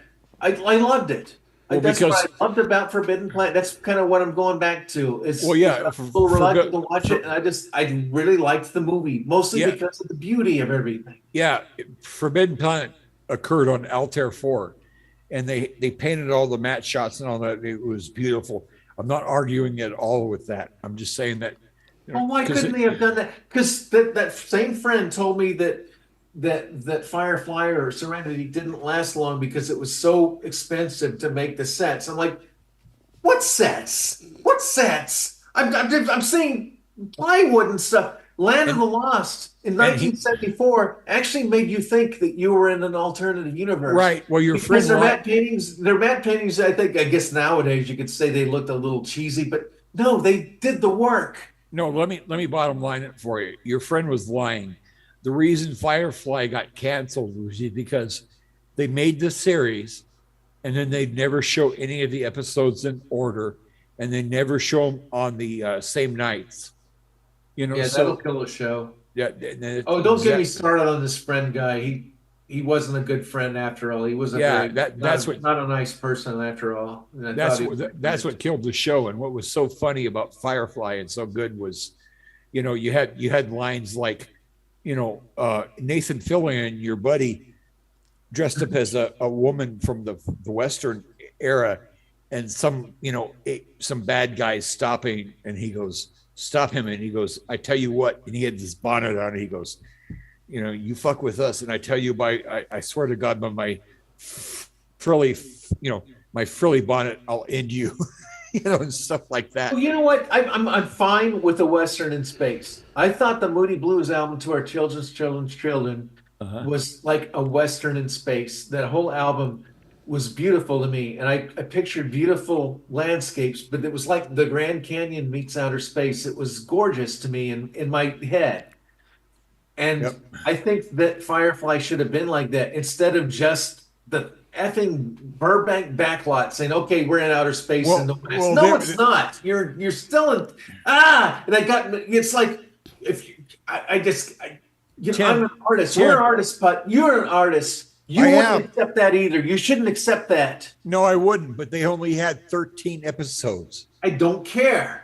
Okay. How many episodes of Apology None are there? I'm not. I don't know, but I'm just trying to explain to you. They had everything working against them, which was to the detriment of the networks and everybody else.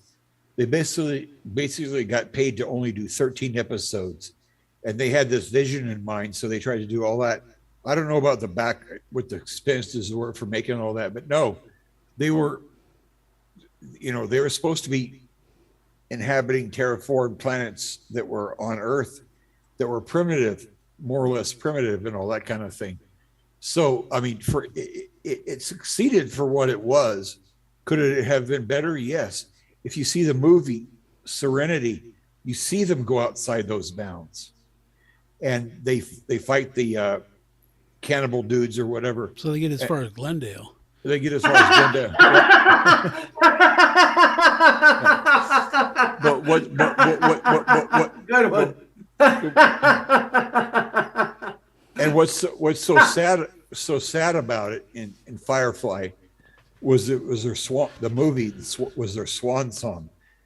They had the pilot of the Firefly get killed. That was Wash, who we know now as Resident Alien, Ellen Taduk, who is doing a knockout job with that show. It's so funny and so good. And then we had they killed a preacher who was part of their crew, and they killed one other guy that was part of their son crew. of the preacher man. Yeah, and I just, you know what? It's like when I think of the original Star Trek, uh-huh. I think of them being on another planet, and they had a matte painting for the wall, and they had some fake rocks and things, and I loved it. It still transported me there. I was on another planet. At least it wasn't effing LA.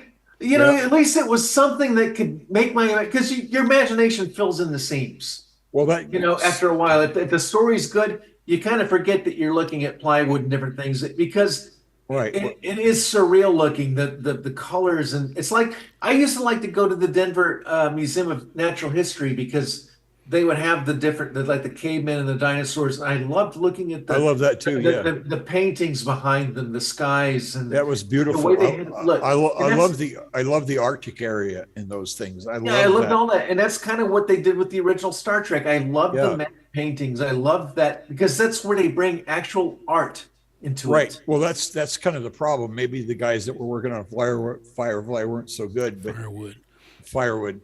But they. But you got to understand the reason that Star Trek has become what it is because in the original series, you had masters of their craft making the best they could with a very limited budget. Very tight budget. Very tight budget. They only, they had a sound stage that was divided, I think, into 4. There was the bridge set, and there was a corridor with a bend in it, and one other permanent set, and then one set that was like everything else. You know, the dining room, the whatever. Yeah. The fuck.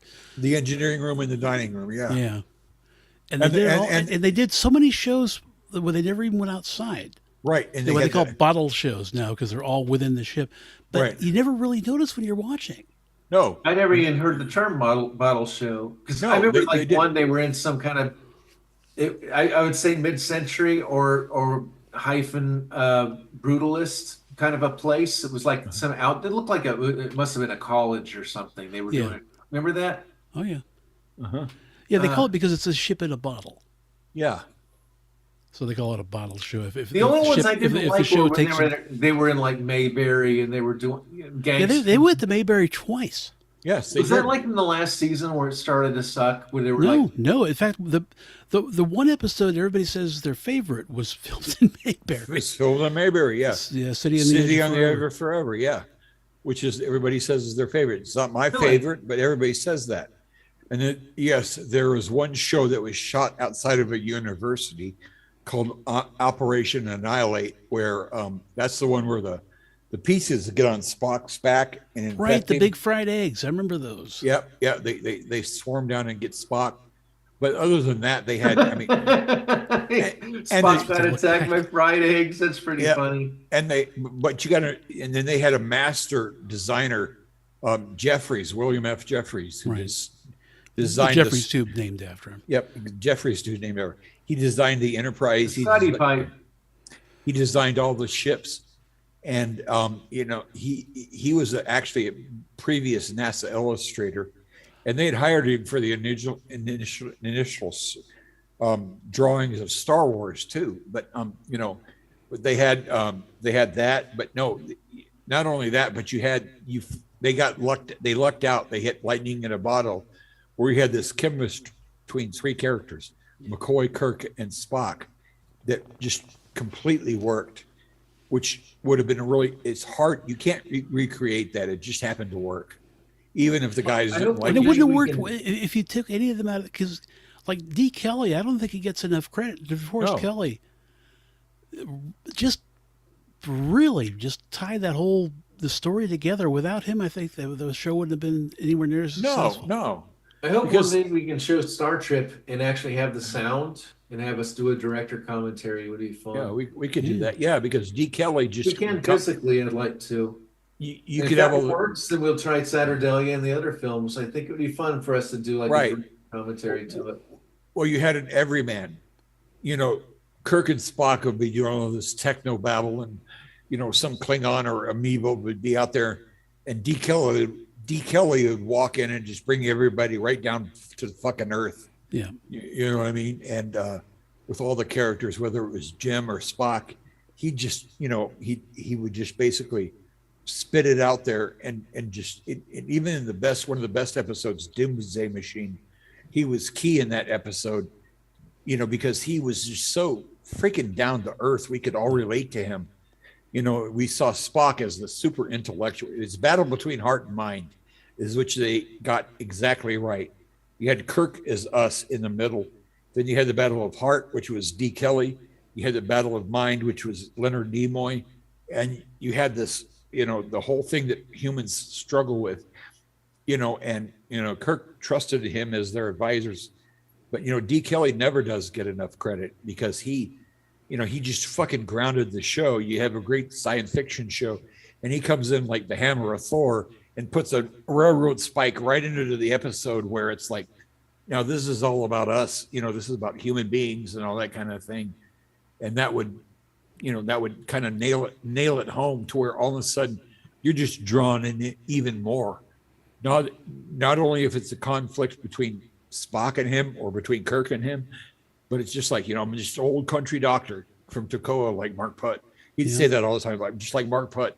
He'd say that every line, and then, but no, this is exactly who he was, and it made it so much better. So many shows will try to emulate that or try to replicate that, and you just don't have it. You can't, because the chemistry between these three guys was just off the top, and that's why it's lasted so long. I mean, the effects, Tim, you've only seen so far is the redone effects. They were kind of sort of cheesy back then, but they weren't horrible. They were bad, but you I love the original series effects. You're not hearing any problem from me. Remember I told you last week that we wanted to watch those the Star Trek episodes so bad for inspiration for the Star Trek thing, and Darren made every excuse he could not to show it to us. And maybe he was right. Maybe his Blu-ray and all that stuff really was that crappy, but still, it was just like. No, they're great, and it's for what they had to work with. I mean, you talk about this, your work, you have 1 week to create an episode. Not only do you have to get the costumes right, the makeup right, all of that shit, but you have to get the ship effects right. I always kind of figured shows were made where they would do them all kind of at once for the season, or a lot of them at once. Oh no, they would if they're showing the exterior of the ship, they would do all of those for the season at once, pretty much. Well, they kind of did in some cases, but overall, they also had to deal with writers, because they'd bring in these writers, and the writers wouldn't quite get what was going on, and they had to fix. Oh boy, because City on the Edge of Forever, they brought Harlan Ellison. His script was just fucking for the dump. It was garbage. Yeah. They had to rewrite it and turn it into look a good at episode. season 3 of Land of the Lost, where they finally just brought in weird writers that had never watched the show before. Yeah. Right. That's what happened exactly with City on the Edge of Forever. He wrote a really good script. He brought it in, and it was just garbage. Gene Roddenberry rewrote it and made it an Emmy Award-winning episode. With Joan Collins and everybody else. And he, it was just like, because he didn't get it. And you see it all the time in the first season. It's like Kirk will say, fire phasers. And then it's the photon of torpedo effect.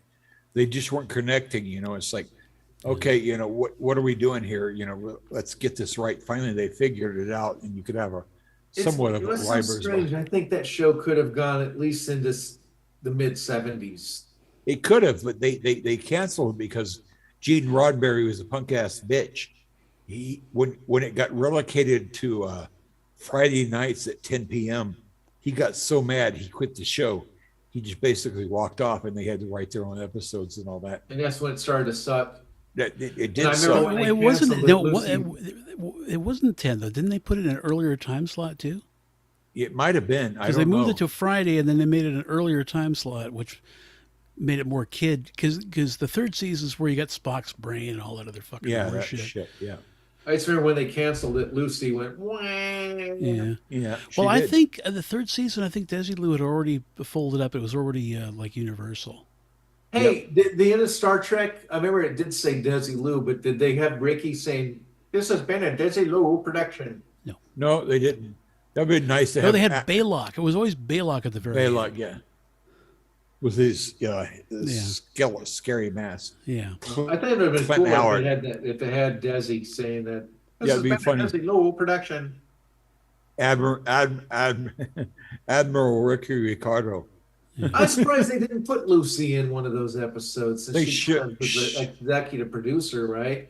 Well, they They should didn't have. do as much stunt casting in those days. No, she would have been beautiful and magnificent if she. Well, did she that. sure did a lot of those cameos in her Here's Lucy show from the late Well, 60s, early 70s. Well, It was she saves the show when oh, I they know were she trying did. the first or second season. She they were like badgering them to cancel it, and she goes, "No, I'm not going to do it."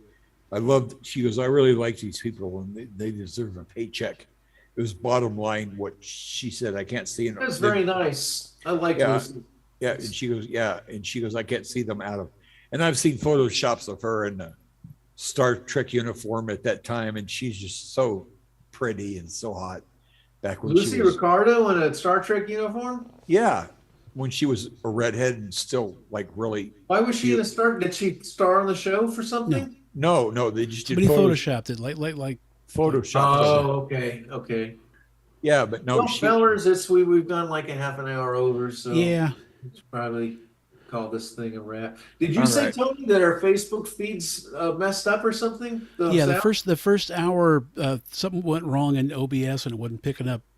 It was picking up me, but not you guys. So, and then I damn. didn't, because we had 0 people watching the whole And damn nobody show, told and us then what was Molly finally wrong. comes in and says, "Hey, so your audio." That was an hour in though. Molly didn't show up for until an hour in. So, like I say, that problem won't affect YouTube. So just tell everybody to watch the YouTube. I'll probably post the YouTube on the Babble Gab page. Man, that sucks for me because I usually download the archive from Facebook to get the wrong channel moments. I'll figure it out. I just won't have this whole show for the archive. All right. Well, take care, Well, fella. if you yeah, let me go ahead and shut everything off. Bye, everybody. Let me. Well, I Bye. guess I could do it. I could do a screen capture of the whole show. Just takes up a lot of space. I can do it though. Why not? Okay.